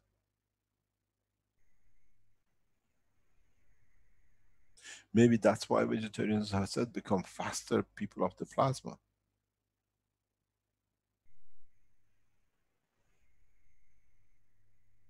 Maybe that elevation of the soul needs more and it receives more faster.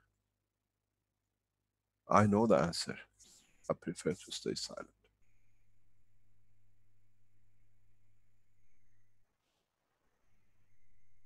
We are not here to blame or to separate. We are here to understand the reality, the totality, the truth, what it is. If he applies, if you're so concerned about, I'm not killing an animal, and then you accept that the vertical people are the same as horizontal people, then Where is the justification? Somewhere is misleading one's soul or playing with the color of the truth.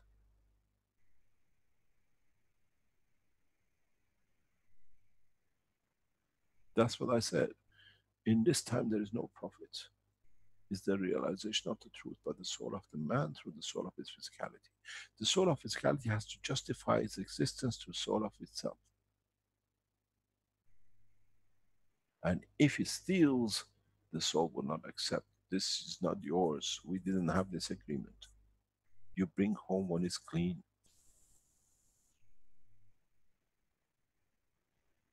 Why do you think the man dies so fast? The soul cannot take everlasting of demolishing.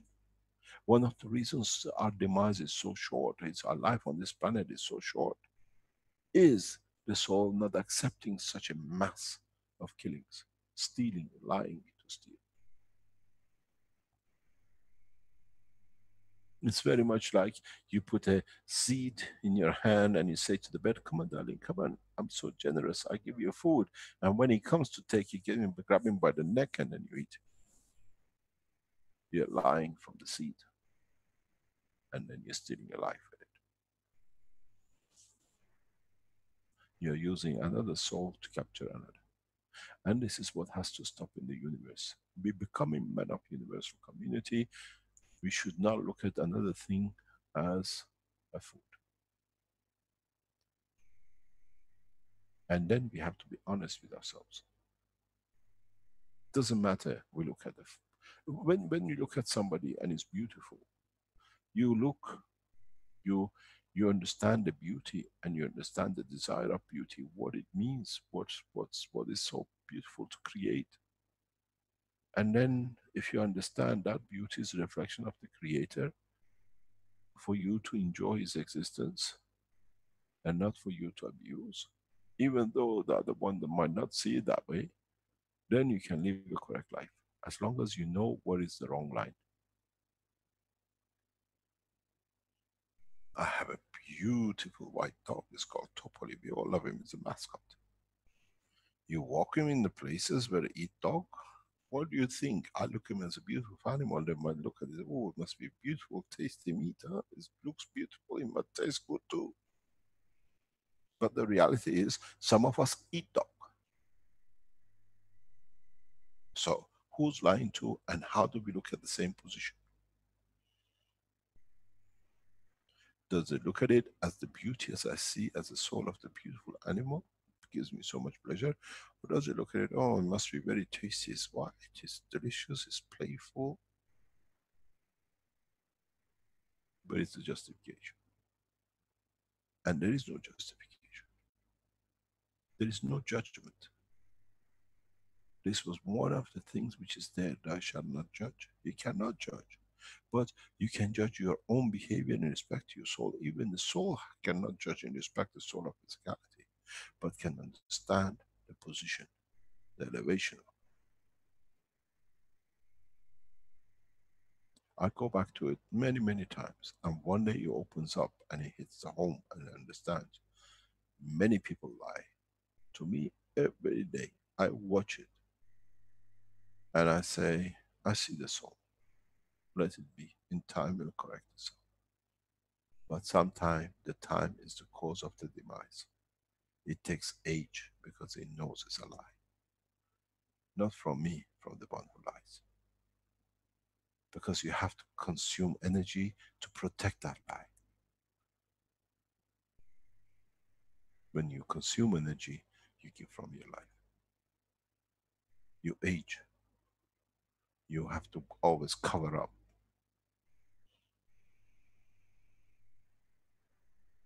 And when you understand this, the life changes, the soul changes.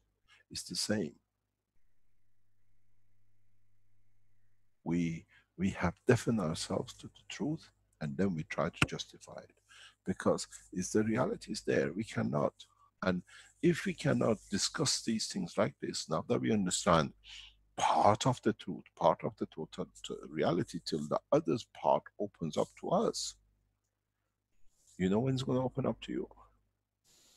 When you open your ears, when you take that barrier of deafness away and you hear the voice of the soul of the grain, you hear the voice, the emotion of that cow or that beef or whatever, then you become alert.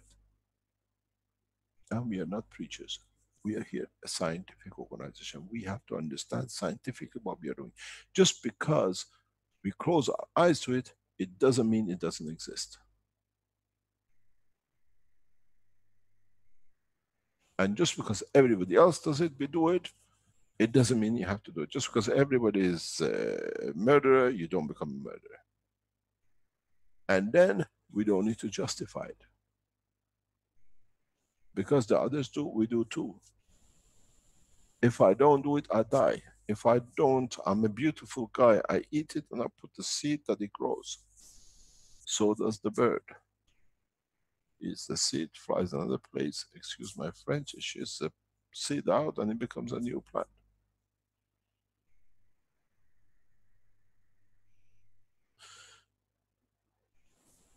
This is what we have to understand.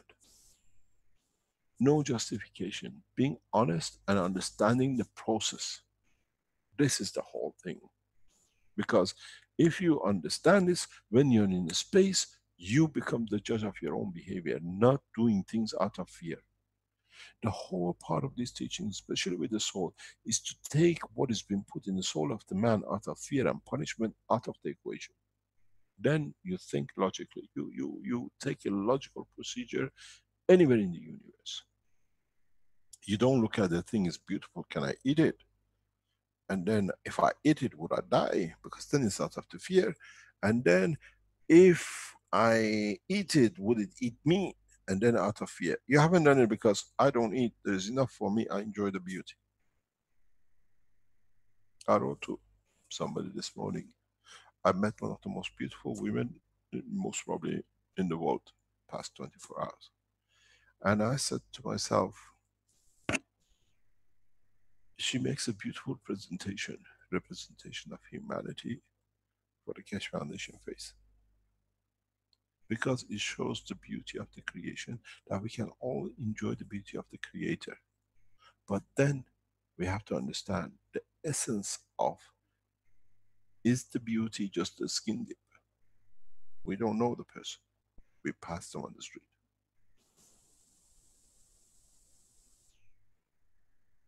Then do we hear the shouting inside? There is one thing, and I ask all of you all the time. You come here to learn, to understand the work of the universe. Do not judge and do not allow anybody to judge you. Take from it what is according to your understanding, what you're at peace at. Because then if you're not at peace with, you steal from some other part of your life. But if you understand this is it, this is a sequence of events, I'm here because of it or due to it, then we progress. Then in a space we have no prophets to cheat us. You know what they say? Oh, all the people from planet Zeus come here. These earthly people are here. They think they're all prophets. We become like the South African, what do you call it, South Americans. They were waiting for a blonde blue eye. When it came, they gave all the golds to it. And the whole lot of them did. Then it was the Spanish taking all the gold back to Spain. But somebody said, when the God comes, it'll be blue eye, blonde hair. Who fooled who and who used their foolishness? If Mayas knew half of the Europe are blonde, do you know how many gods they will have?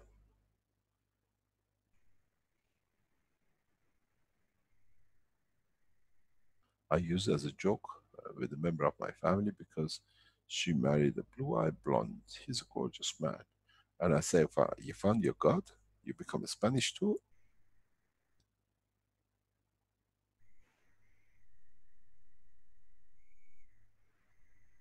We have to be correct.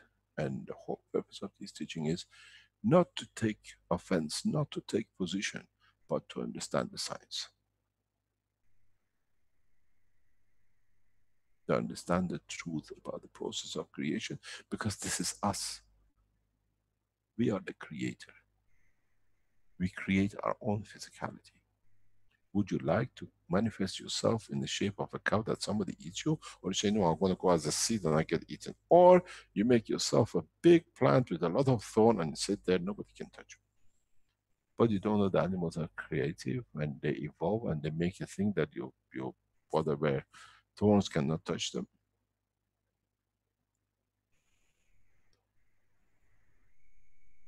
This is all we're trying to understand. There is no judgment, there is no, it's understanding the reality, what is there. If you rub two stones together, they make a noise. If you rub stars on a planet, they make a noise. We call it the noise of the earth with the sun. And what do you think does when the soul of this, the tooth of the man rubs against the soul of the seed? Makes no noise. Does it make sense? Or is it just justifies, I don't want to hear this part? But if taking a step that we understand more, that we can take from the energy of the universe without harming no one, then we have matured.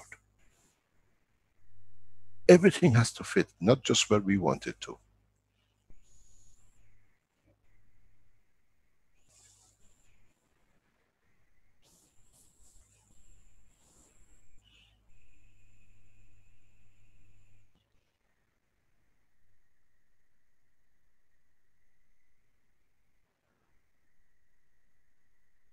The process is simple.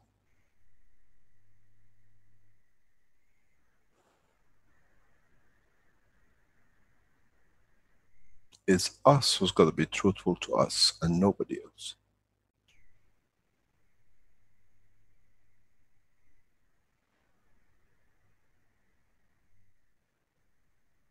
Any other question? Hello?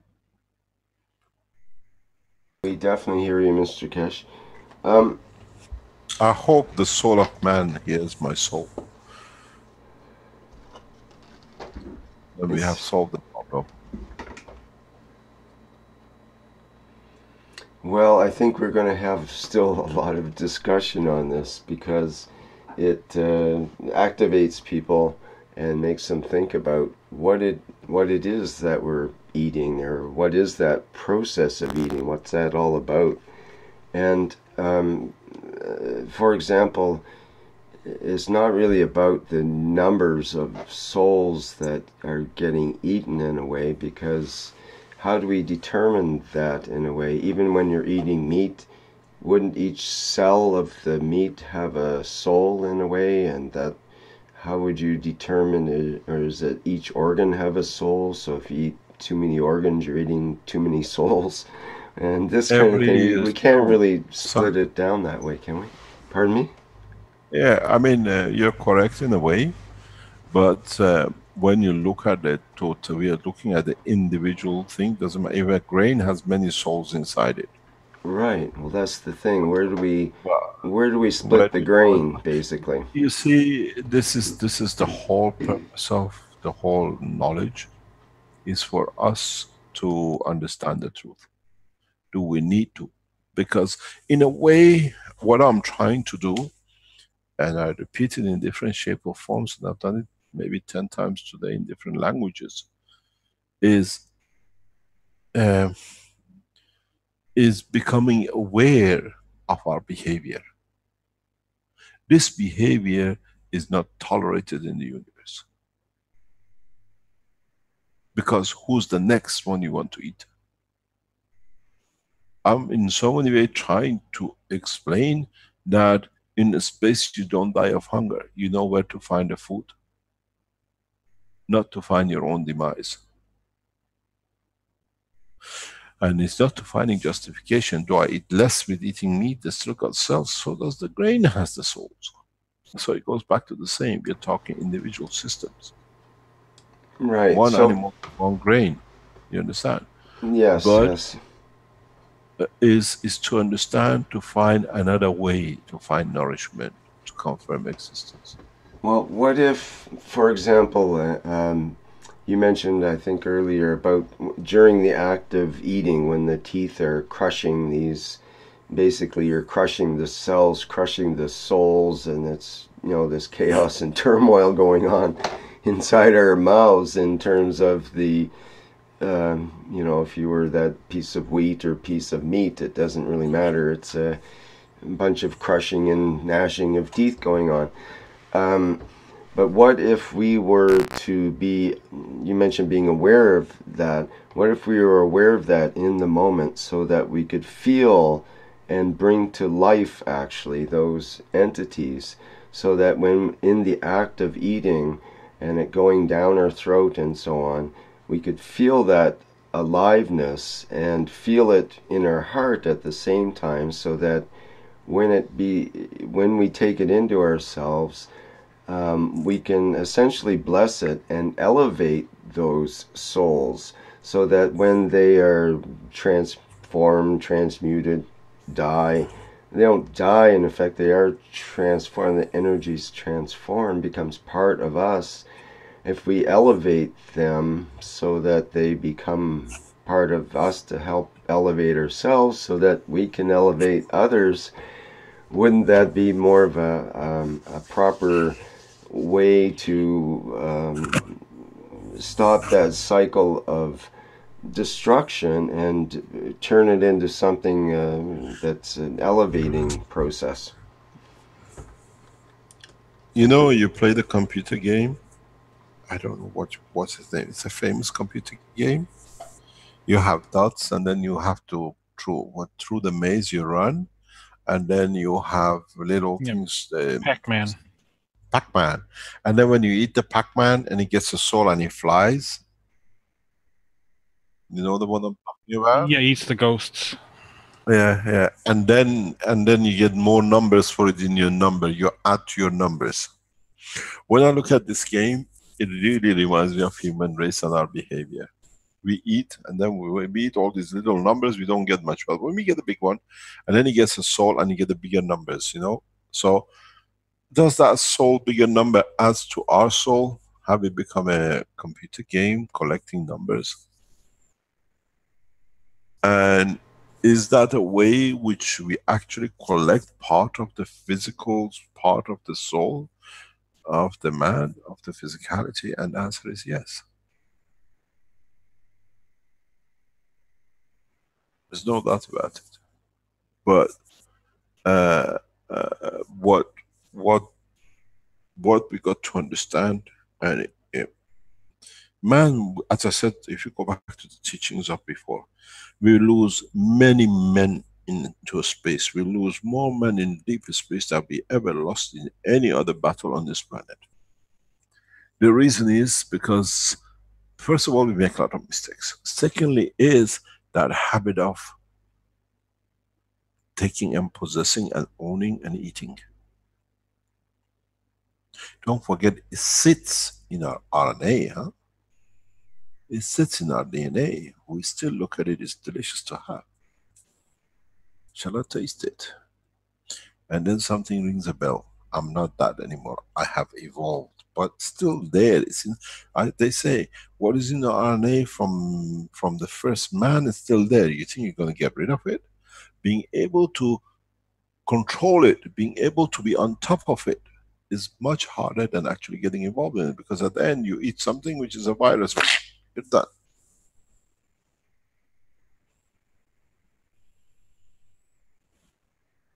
In a way, most of the teaching is helping you to be able to stay, to survive the environment of the universe. It's no use not going to a place there are so many beautiful women or men, just in case I might do something wrong.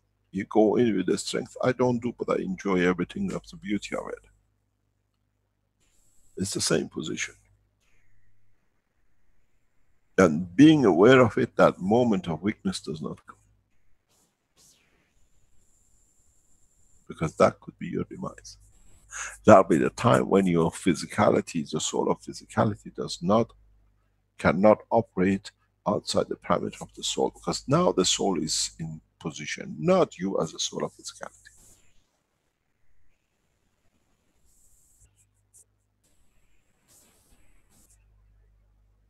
You're allowed to fall in love as many times as you like in the depth of the universe with the beauty of the universe, but you cannot destroy it.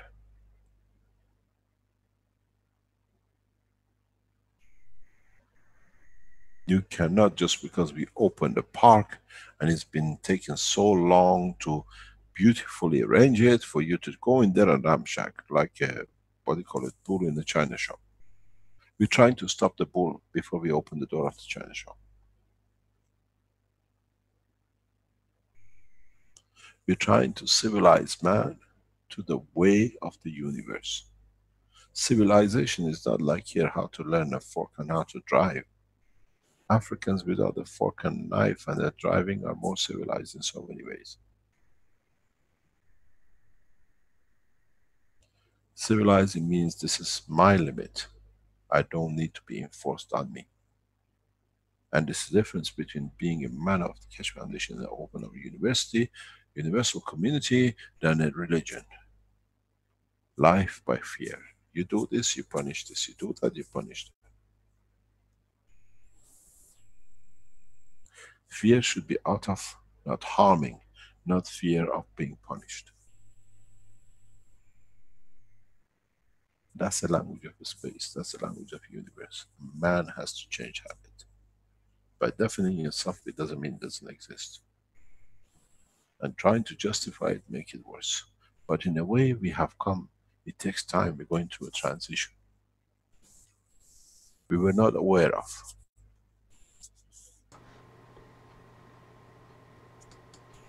Now we are aware of, you cannot justify.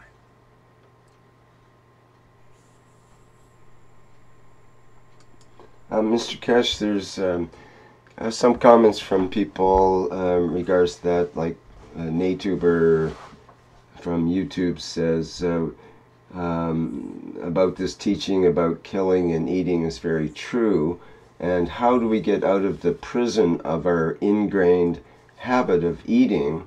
Mentions I have desired to eat nothing, and when you understand about the plants and so on, that they're like us but in a different life form, then what do you do? Because you can't eat them, right? So what do you do then? Because I am at that point a long time now, he says. And other people mention similar things about how, you know, that what about the food station? Is you're trying to find a testimonial, something about that? So they're wondering, what are the options, basically? What can we do? Or is that too matter level to way of looking at it? The option is to learn, and if you listen to the teaching this morning, I already mentioned it. And in progressive time, we'll try to explain more and more. Try to understand the work of the GANs. Try to understand the position of plasma. We said all the time, the weaker gets fed by the stronger. The position of the soul at the tip of your finger, if you go back to the teaching of the past, I said, if you look at the mint, has got many tips because it absorbs so much energy from the environment, and at the same time gives back to this environment. The finger of the man, the tip of the fingers of the man are the first points that are weaker in mass, that they can absorb energy from the universe. That through it to elevate the soul of the physicality, that the soul of physicality can feed in the interaction the physical part and the soul of the man in conjunction of the balance. The soul of physicality is in a very peculiar position, and this is why we cannot go through the transition how to feed ourselves. In one way, has to be answerable to the physical dimension of the soul, and then it has to be answerable connection to the soul of the man too. This is where we call emotion of the thing comes. It becomes the emotion between the physicality and the soul. And then this way, as you learned that the weaker always receives, that becomes the source of the food, source of energy from the universal community, from the universal soup of the plasma. Nothing else. But this is what we haven't realized. We can tap in so easily into the dimension of the strength of the universe, knowing that by mass, by weight, by whatever you call it, in the mass structure strength, we are weaker, so we receive it. We have never tapped into it because we couldn't know, we didn't understand. The easiest thing is look at many pictures of given by the people who raise their hand into the skies and they receive. Why do we do that? It's not that I'm going to give, I'm receiving. It's very much in other teachings I've taught this, but somehow it gets muddled up, it doesn't get connected. It's like the rap, what do you call it, the guru. I explained to you how by a slight change position of sitting, he feeds himself. You can do that. Any one of us can do. I always said, when I came, I know the term I came. And I came on the term to enjoy, to understand the pitfall of physicalities that I can know in my next cycle how it can be done. But with it comes the pleasure of physicality too. I said to Caroline the first time, she said, why have we come here? I said, I've been sent to enjoy the physicality of beauty of a woman, to understand where the pitfall comes. It's not just the beauty, they bring a lot of mess and the problems. If you don't find the problem, if you don't understand the problem, you can't solve the problem. I was yesterday in a chemist, and the discussion goes between two guys sitting and a woman on the other side of the counter. This guy, young guy, is giving a lecture to the other guy why you want to get married. This is it. When you get married, is this. And I said to him, are you married? You're giving such advice to this guy? He said, no.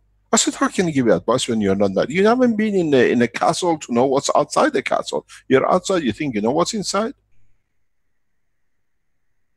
We can pretend, but it's not the fact, huh? He hasn't been home a night that there is no food because you're 5 minutes late. He says, I should have eaten yet. Never come home late or whatever. Because to him, he's trying to teach the other guy, you come home every day, there's a candlelight, there's a food and everything else is heaven. He doesn't know there's all the headaches, everything else, blah, blah, blah, blah, the rest of it. I wish I wasn't married, at least I knew I eat outside. That's it, I had my food, I come home to eat, there's no food at home. And I thought, I'm married in Madonna. It's the reality we have to accept. We can fool ourselves. But we have to understand how to tap into the universal energy. That's the whole purpose of, more or less, the Keshe Foundation teaching. If we understand how to tap the universal energy, we cannot, we should not, we will never touch another soul. We do not need that aircraft, we do not need to get heated, we do not need to have material, we do not have anything. But we exist in totality because I can still be a body, I can still walk the streets, I can still enjoy the swimming in the oceans, but I don't touch, because as I walk, what is there I need comes to me. I have started the process of building the first feeding stations, where to you a feeding station is mixing something in there and putting something there and getting a banana into the water, and this is not the way it is. The new, what are called the feeding stations, which we create for disasters coming up very soon. You don't touch anything. You walk through and you get fed, but you have to understand what you're feeding. It's no use me giving you banana when you're allergic to banana. But the banana is there if you need the material from it. The feeding stations, which I've started developing and creating, and as you know, I don't do anything. I teach knowledge seekers that the knowledge spreads and it goes like a wildfire. The new feeding stations is designed to feed the soul of physicality, not the physicality, even though it looks that way. And then you stay fresh. You're fed. You go, as you walk through, it takes me 1 second to feed you. Less than a millisecond. Why do we rest? Why do we sleep? Because to recuperate what is not in balance, I give you all the balance. You work 24 hours a day. I don't want to sleep anymore. You know, since I go to the station, I have no sleep because, of course, everything you needed is in the mixture, is in the soup pot. You don't need to have a rice. I already put the rice in it for you. And if you like cauliflower, is already in there. But I feed you through the soul, not through the physicality. As long as you're trying to make systems to feed through the physicality, always fails. And then I was explaining this past couple of days, past couple of weeks, we have developed, the development is complete, that you can walk in with as many cancer tumors through a system, within 5 seconds you walk out, they can't find a single tumor. This is not theory, this is understanding. I don't take his tumor out. I invite the soul of the tumor not to be where it is, not the condition which is accepted to exist. It flies. Zero time communication. If you can communicate in zero time, there is nothing for a cell of cancer to be there. If you have Alzheimer's and you understand the soul of the man, why has decided not to listen, and he calls it Alzheimer's, not to exist, and you can elevate the soul of the man in that point, he remembers the first word he said in the womb of the mother.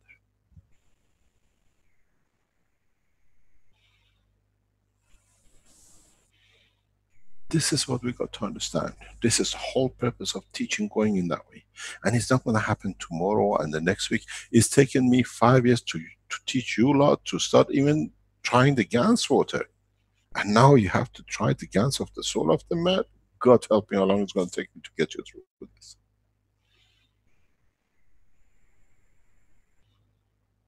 But it has to be ingrained in the RNA, in the recording, not in the physicality DNA. Because then RNA would not allow DNA to make the mistake of taking life to feed itself.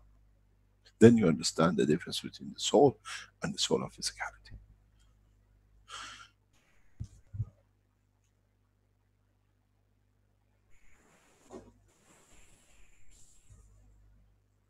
Teachings are becoming very hard because now we blame everybody. This time we have only to judge our soul in respect to our physicality, and that's it. And we cannot blame, because blaming does not bring elevation. Blaming brings demise.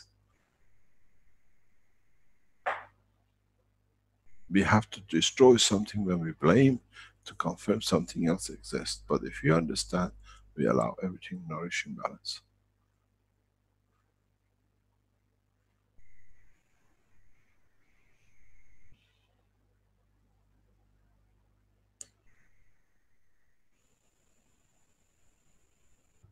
Any other questions? Have we passed our time, or are we within our limit?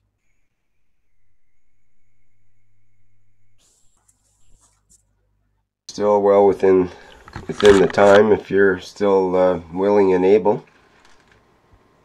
Sometimes I'm getting an old man. Older but wiser, perhaps. So you're Now still. look at those gray hairs in the pictures. I say, my God, where did those hippie hairs go, and all that black hair? Yeah, indeed, eh? I remember walking into the first lectures of the Queen Mary College as a hippie with the torn jeans, and everybody else was in a suit, very smart, and they became nuclear engineers, and to me it didn't matter. And I remember, bless his soul, Professor Leslie said to me, Mr. Keshe, this is not the way we're supposed to dress here. I said, do you want me to come with balmaske and dressed up like a monkey for you? It's the knowledge which counts, not the dress. And they left me alone from that time on. Well, I don't know if they left you alone or not, but there's been definitely a healthy respect for your independence of many of the influences of the so-called higher realm of learning. Any other questions? We have. This is Elizabeth. Yes, go ahead. You had your hand up. Go ahead, Elizabeth. Thank you.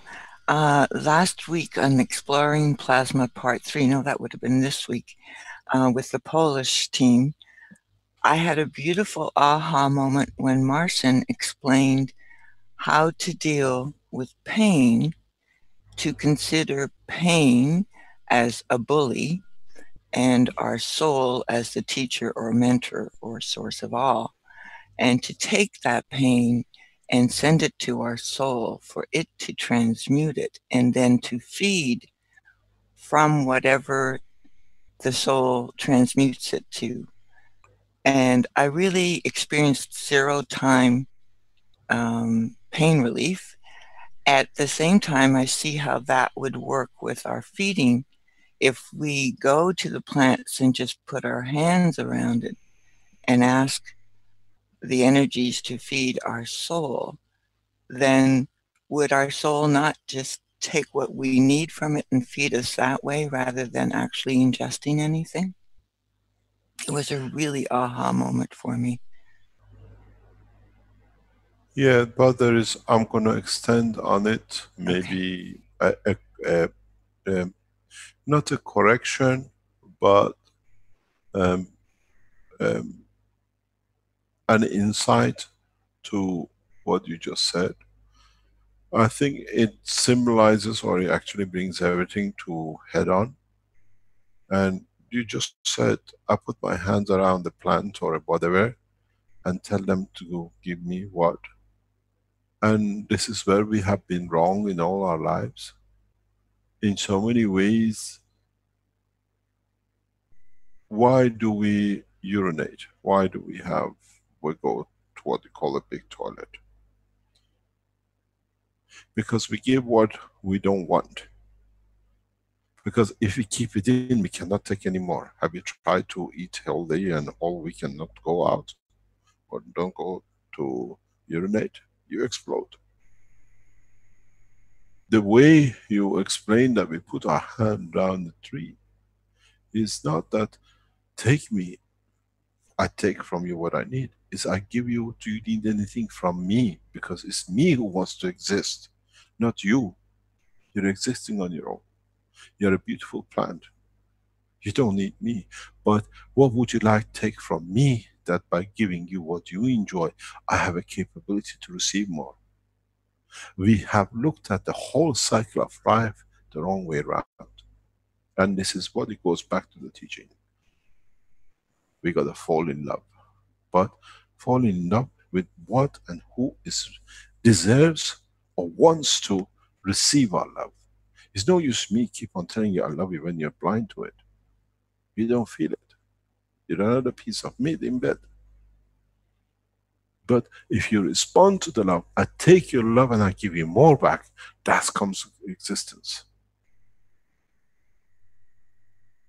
You don't go to a plant, can I take from you? No, it's exactly what you want to, excuse my French, but you want to urinate. Why do you do it that way? You're trying to still teach. This is the line which you got used to. I want to give, can you take anything from me? That by you, what you take, if you give me, I don't mind, but at least I have more to receive because with me, I'm blocked. This is the story of the oil industry. If we don't burn the fuel in our cars, they charge us, we pay for it to burn, the refineries cannot work, the guy cannot make billions out of it because he needs you to take the, what I call the urination of the oil industry, which is the oil we put in the cars, that they can get the others to make millions out of it. Without it, all the tanks are full, you cannot do anything. We have to be honest with ourselves to understand it. Then there is no pain. Why do we have a pain? Which means we cannot handle. The soul is not in comfort with the physicality. There is a blockage. We have to redefine, and us not to be the center of the universe, for not us to be the center of the creation, and not us to be everything. But us to be a giver, a lover, that we can let others live. Does not matter how we live. We are here to serve, not to be served. We are here to serve. And what you said, I'm here to be served. You serve me, then I see I survive. So it's the appreciation for the plant and the willingness to offer it anything it needs from yourself. That's the way it should be. Okay, thank you. That goes to the writing and the ethos of the foundation.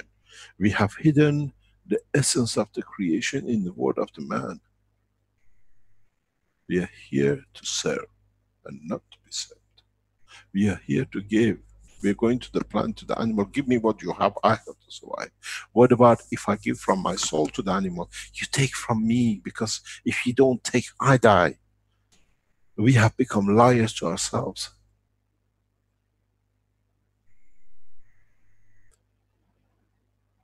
We have turned it because it justifies our existence. And this is what all my teaching from 0 point has been this, and we are getting to it.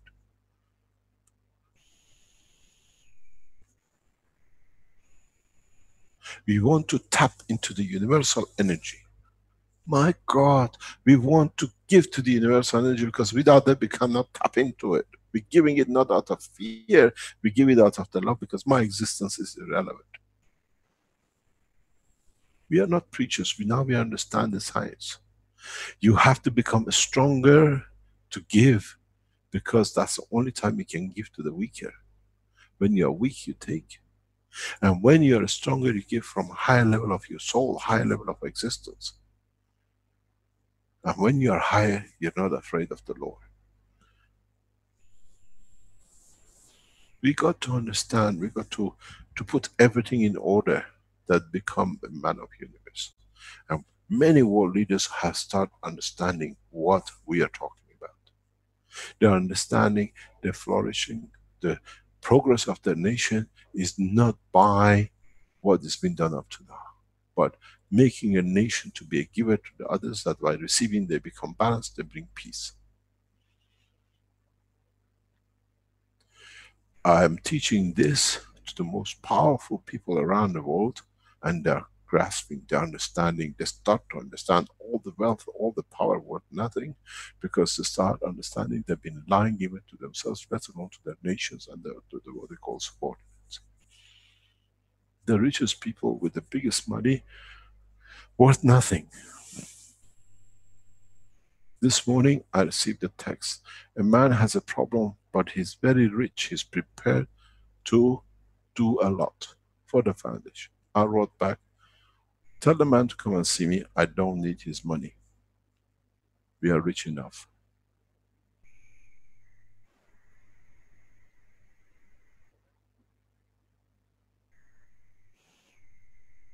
You have to be rich inside your soul, that you're strong enough that you can feed the weak, not to have a pleasure I can feed. You don't become another king and a queen, but you become the elevation of when that I fed becomes better than me, that with it I can receive, that I can elevate myself to the higher. It's a ping pong ball.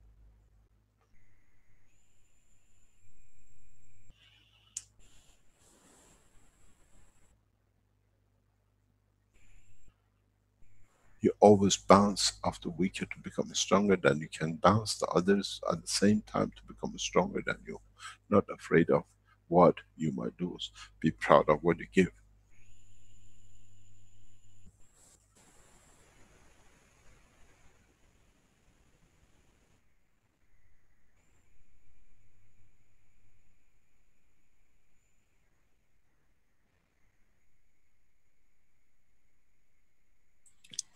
Thank you, Mr. Keshe.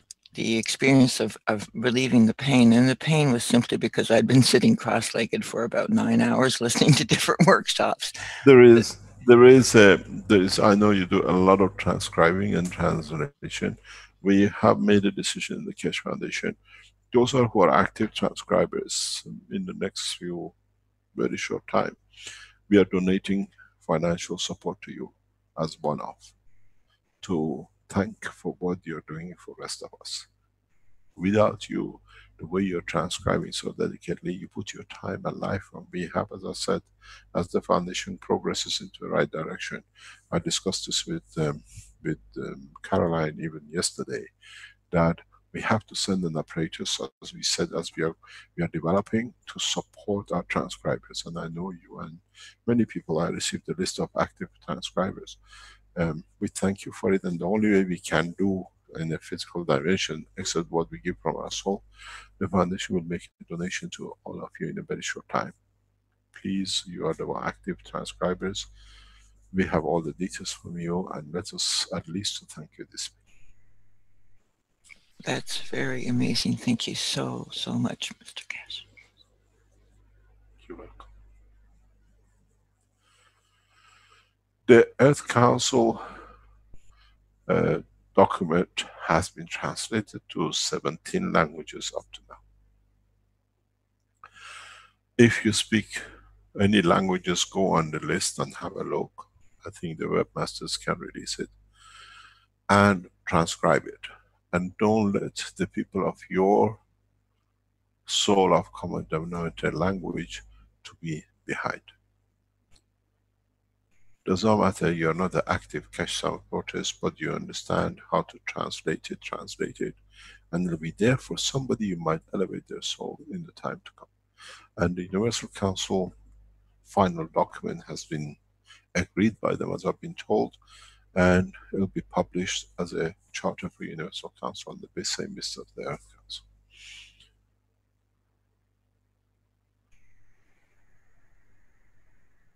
Any other question?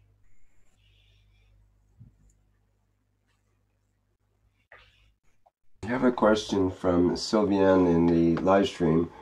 It goes like this. Mr. Kesh, if we have sufficient understanding and elevation of soul, and if we can manage our emotions and accept events, would we have the possibility in the dimension of our physical soul to return inside our memory to recover a physical event from the past, and by interfering with conditions and modifying the surrounding fields, recreate a new reality?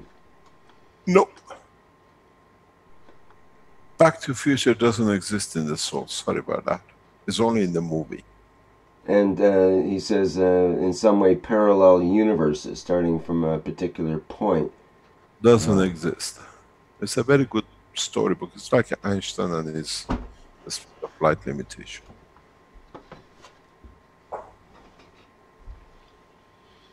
So what about the idea of could there be... let me put it in a phrase we all understand.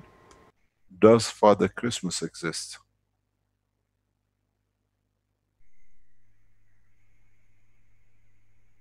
For a large part of the smaller part of the population, yes. We are talking about the physical dimension. Well, this is it. Do the other dimensions exist then? Maybe that should be the question. Because that puts it more difficult. Because in a way you could say, are there other parallel universes that are happening right at this moment? And can we, if so, can we access those parallel universes? There is something very interesting, and in a way I have touched on it a few times in the teachings in past times.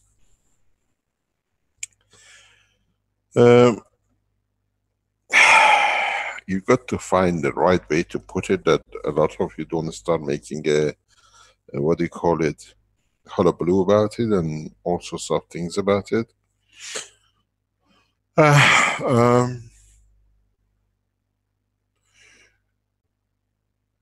I've explained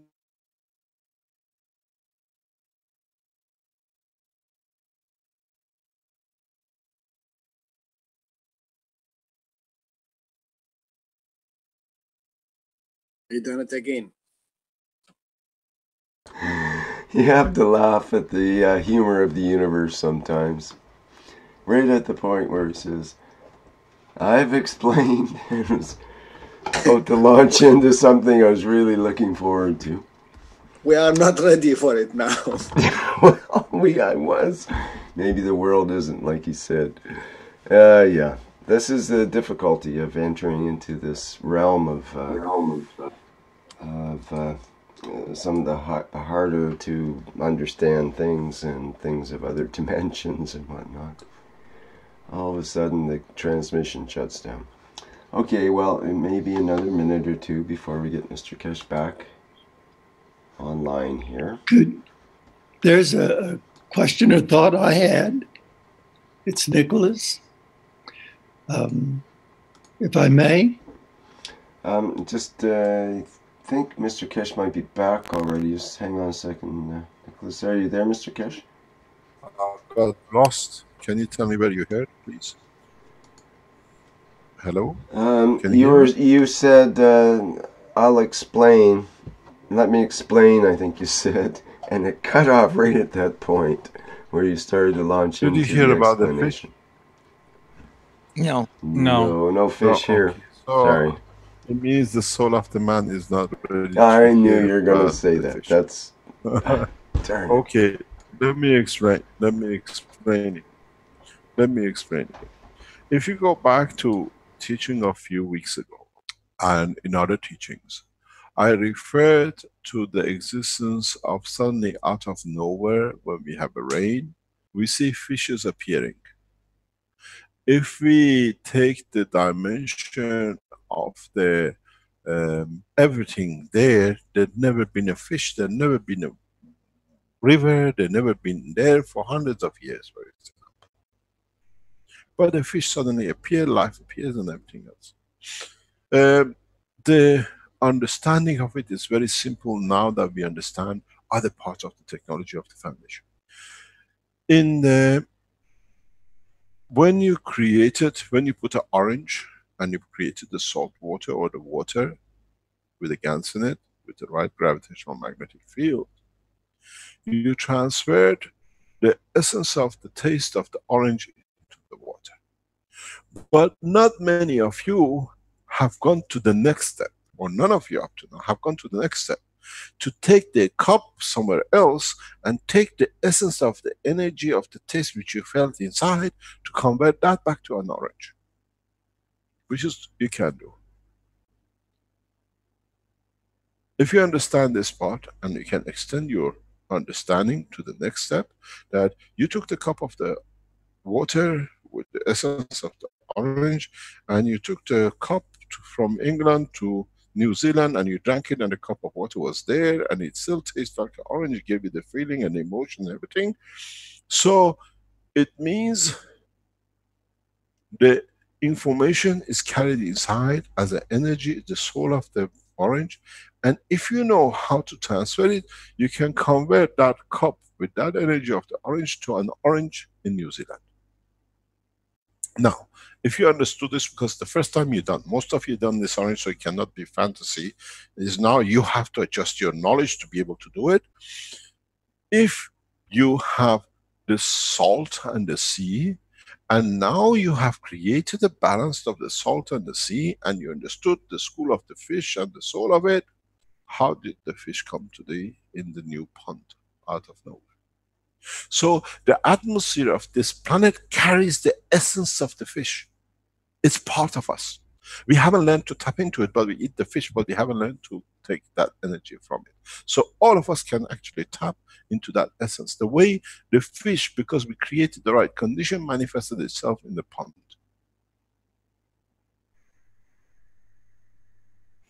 Now, if you understood this part, because now you're educated, these are not fallacies, because you've tested it. Now you go and test.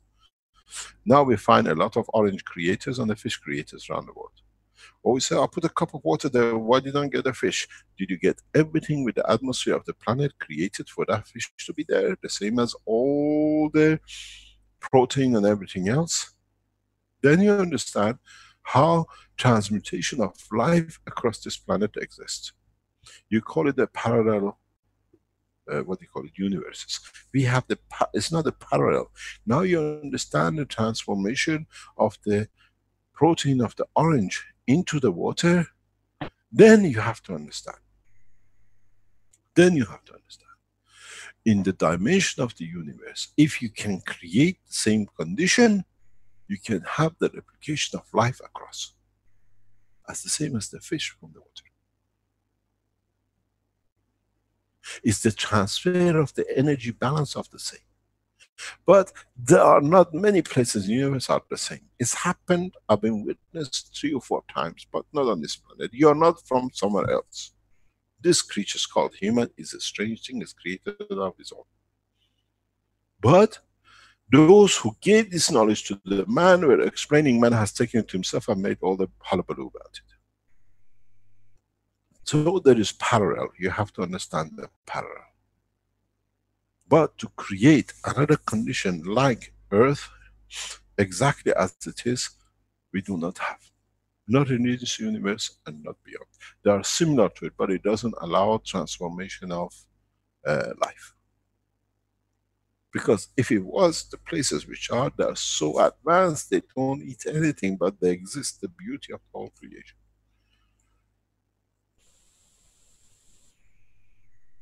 Now you have to understand parallel universes, because now you understand the reality, because you do it. You create a parallel universe in the cup as in the orange. It's a universe on its own, it's a life on its own. You're replicating it, and it's so close that when you drink it, you feel it, you taste it, you have the emotion and energy of it. So this is the answer to a lot of you who talk about the parallel universe. Understand, yes it is. Because you created it, now you understand the fish exists. Then you understand how come you get elephants here and elephants there, but the slight difference because they're adopted. Or did somebody take an elephant? But nobody took an elephant from Earth to planet Zeus. We haven't seen any elephants there yet. Because we don't have the condition of it for it to exist.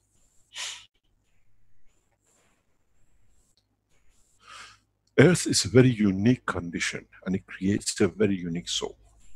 And it's very hard to replicate this. Very hard.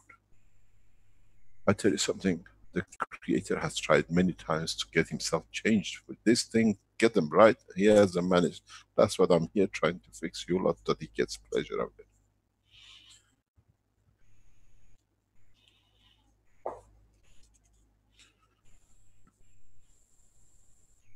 Any other question?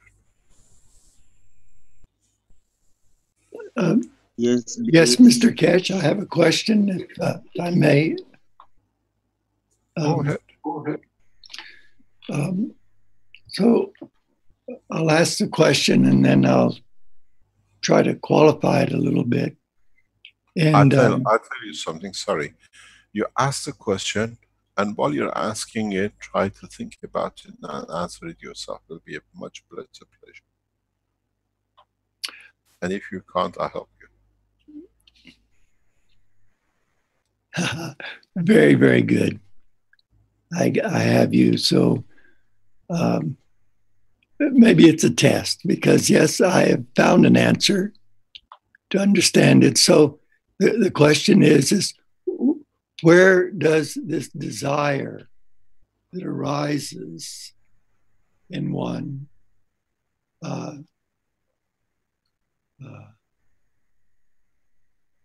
to share come from? So it's connected to the soul. So when we're full, we have to excrete. When we have received and we're full, then there's this urge to give. So one comes in and they find that they're in life and they have these skills, they have these abilities that come and develop. And at one point, you say, well, I do this, I am this, I can be this and whatnot. But at one point, realize that none of these are yours. None of these belong to you. They're gifts that come. And then there's this urge then to share these gifts because they really don't belong to you. And in a certain way, the foundation asks, well, you've been here now for 2 or 3 years. And so we're calling on you now to give back. What you've received in a certain way doesn't really belong to you, but now you have that. And so it's this urge, and I say it's an urge within the soul somehow to to give back these gifts that have come to you, but they or have come to a person, but you realize at one point they really don't belong to you.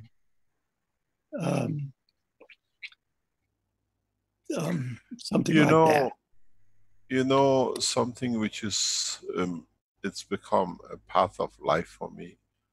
And maybe I had to go through it, and maybe it's a way to explain it.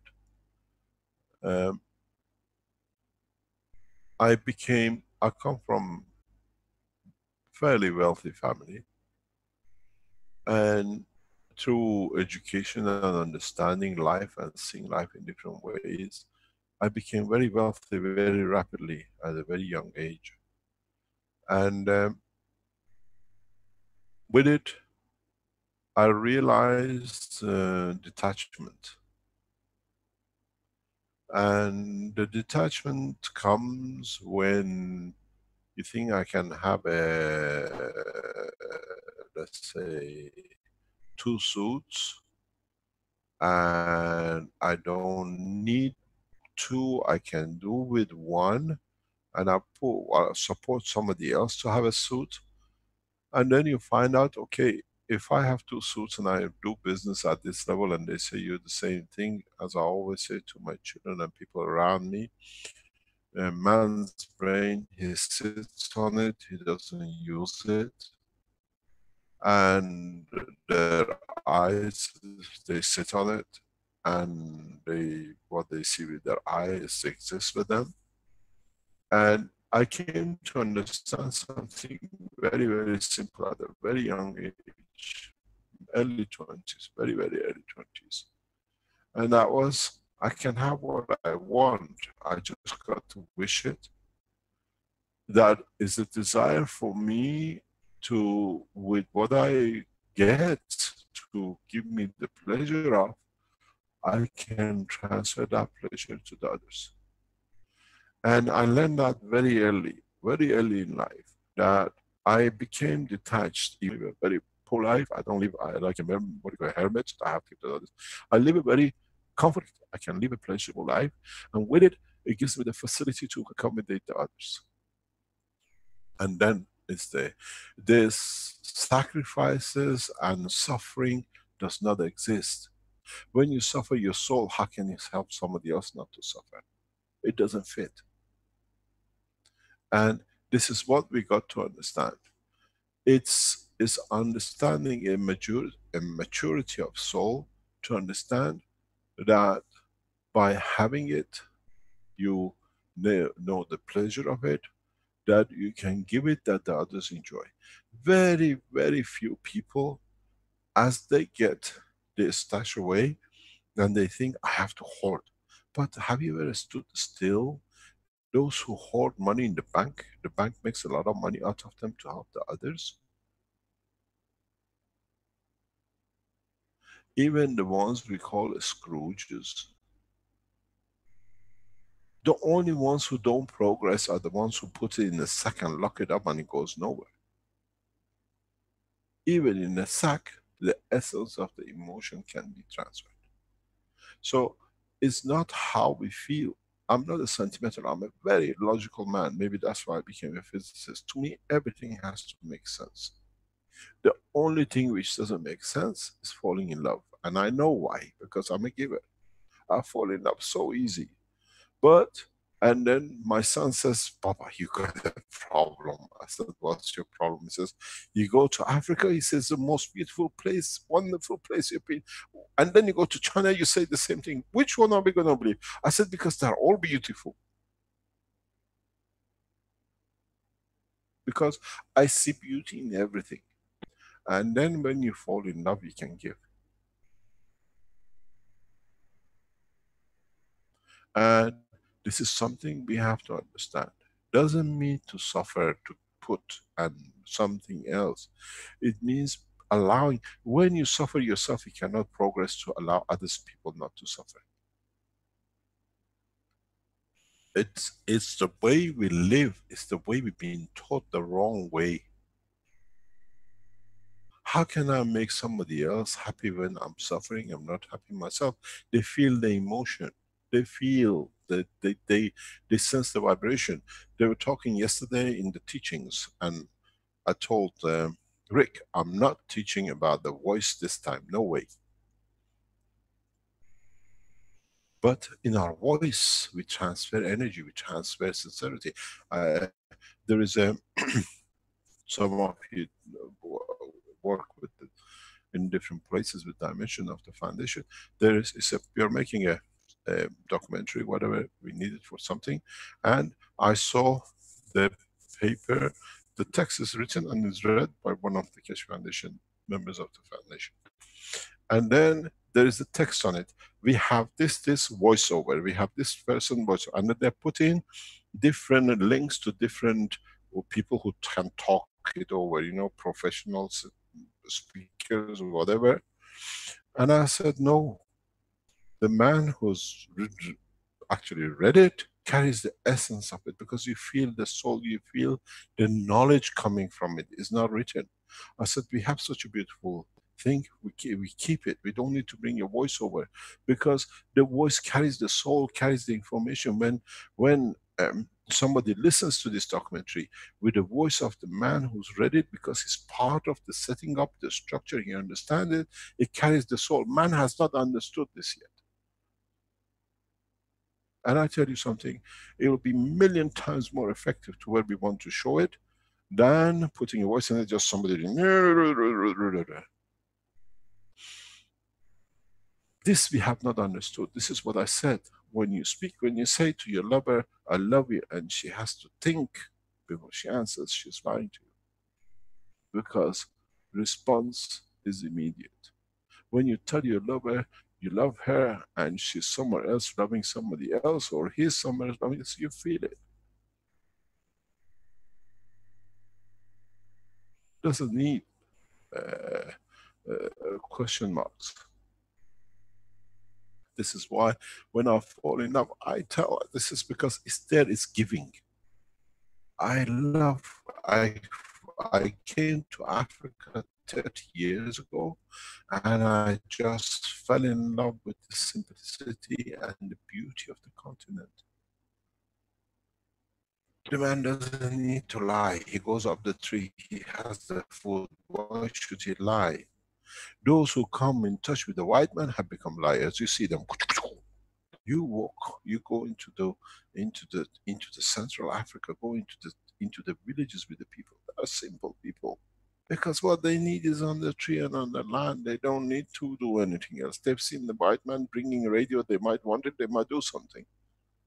The purity still sits in the continent.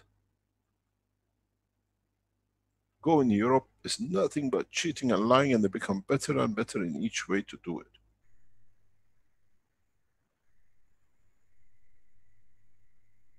You understand the soul. The planet has a voice. We carry, as I said, when we carry the school of fish carries one to the others. And then you understood the soul of the city sits in it. Then the cities and the planets carries the soul of the man. And the universe can hear it is crying. That's why we are here. We heard the cry, we respond. But the man is deaf to hear his harming himself and nobody else. He's stabbing himself and says, I'm shouting, somebody's shouting. It's you, stupid guy, unite yourself.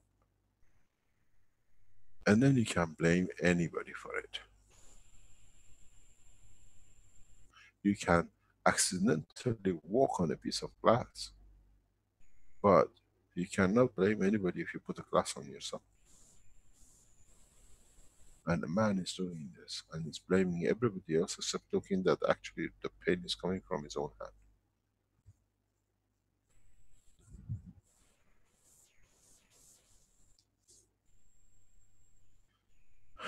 Shall we call it that day? It's nearly 3 hours. Thank you, Mr. Keshe. Thank you indeed. I hope we understand what is about to come. And I explain to you something else before I go that it might enlighten you. As we could transfer the fishes across this planet, you can imagine what you can transfer from one soul to another, which is made of the same medium.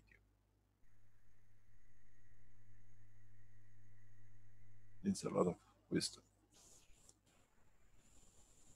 Thank you very much for today, and hopefully we'll come to some more teaching next week. I tried to speak about the voice, if you like, next time, and the music.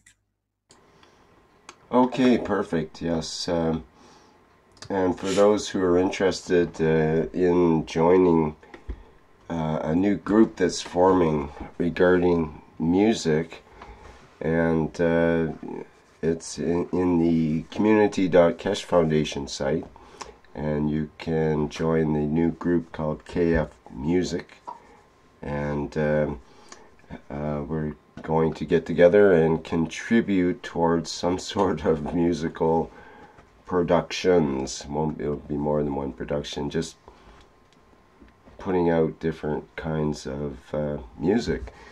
And we already have some people like that have come out from the sidelines, such as Gatua, and we didn't realize that Gatua had a music album over 10 years ago, and it's quite beautiful music, so maybe we'll get to play some of that at some point. Okay, thank you, Mr. Kesh. Very great teaching today, and we look forward to learning more about the use of the voice and the use of sound in general in this teaching. Thank you very much. See you next week. Okay, that wraps it up for the 212th Knowledge Seekers Workshop for Thursday, February 22nd, 2018. Those who have any questions remaining, hang on to them for next time, or send them to us and we can try to address them separately. Okay, Flint, do you have some music to take us out on? Yes, I do. Thank you. Thank you, everybody.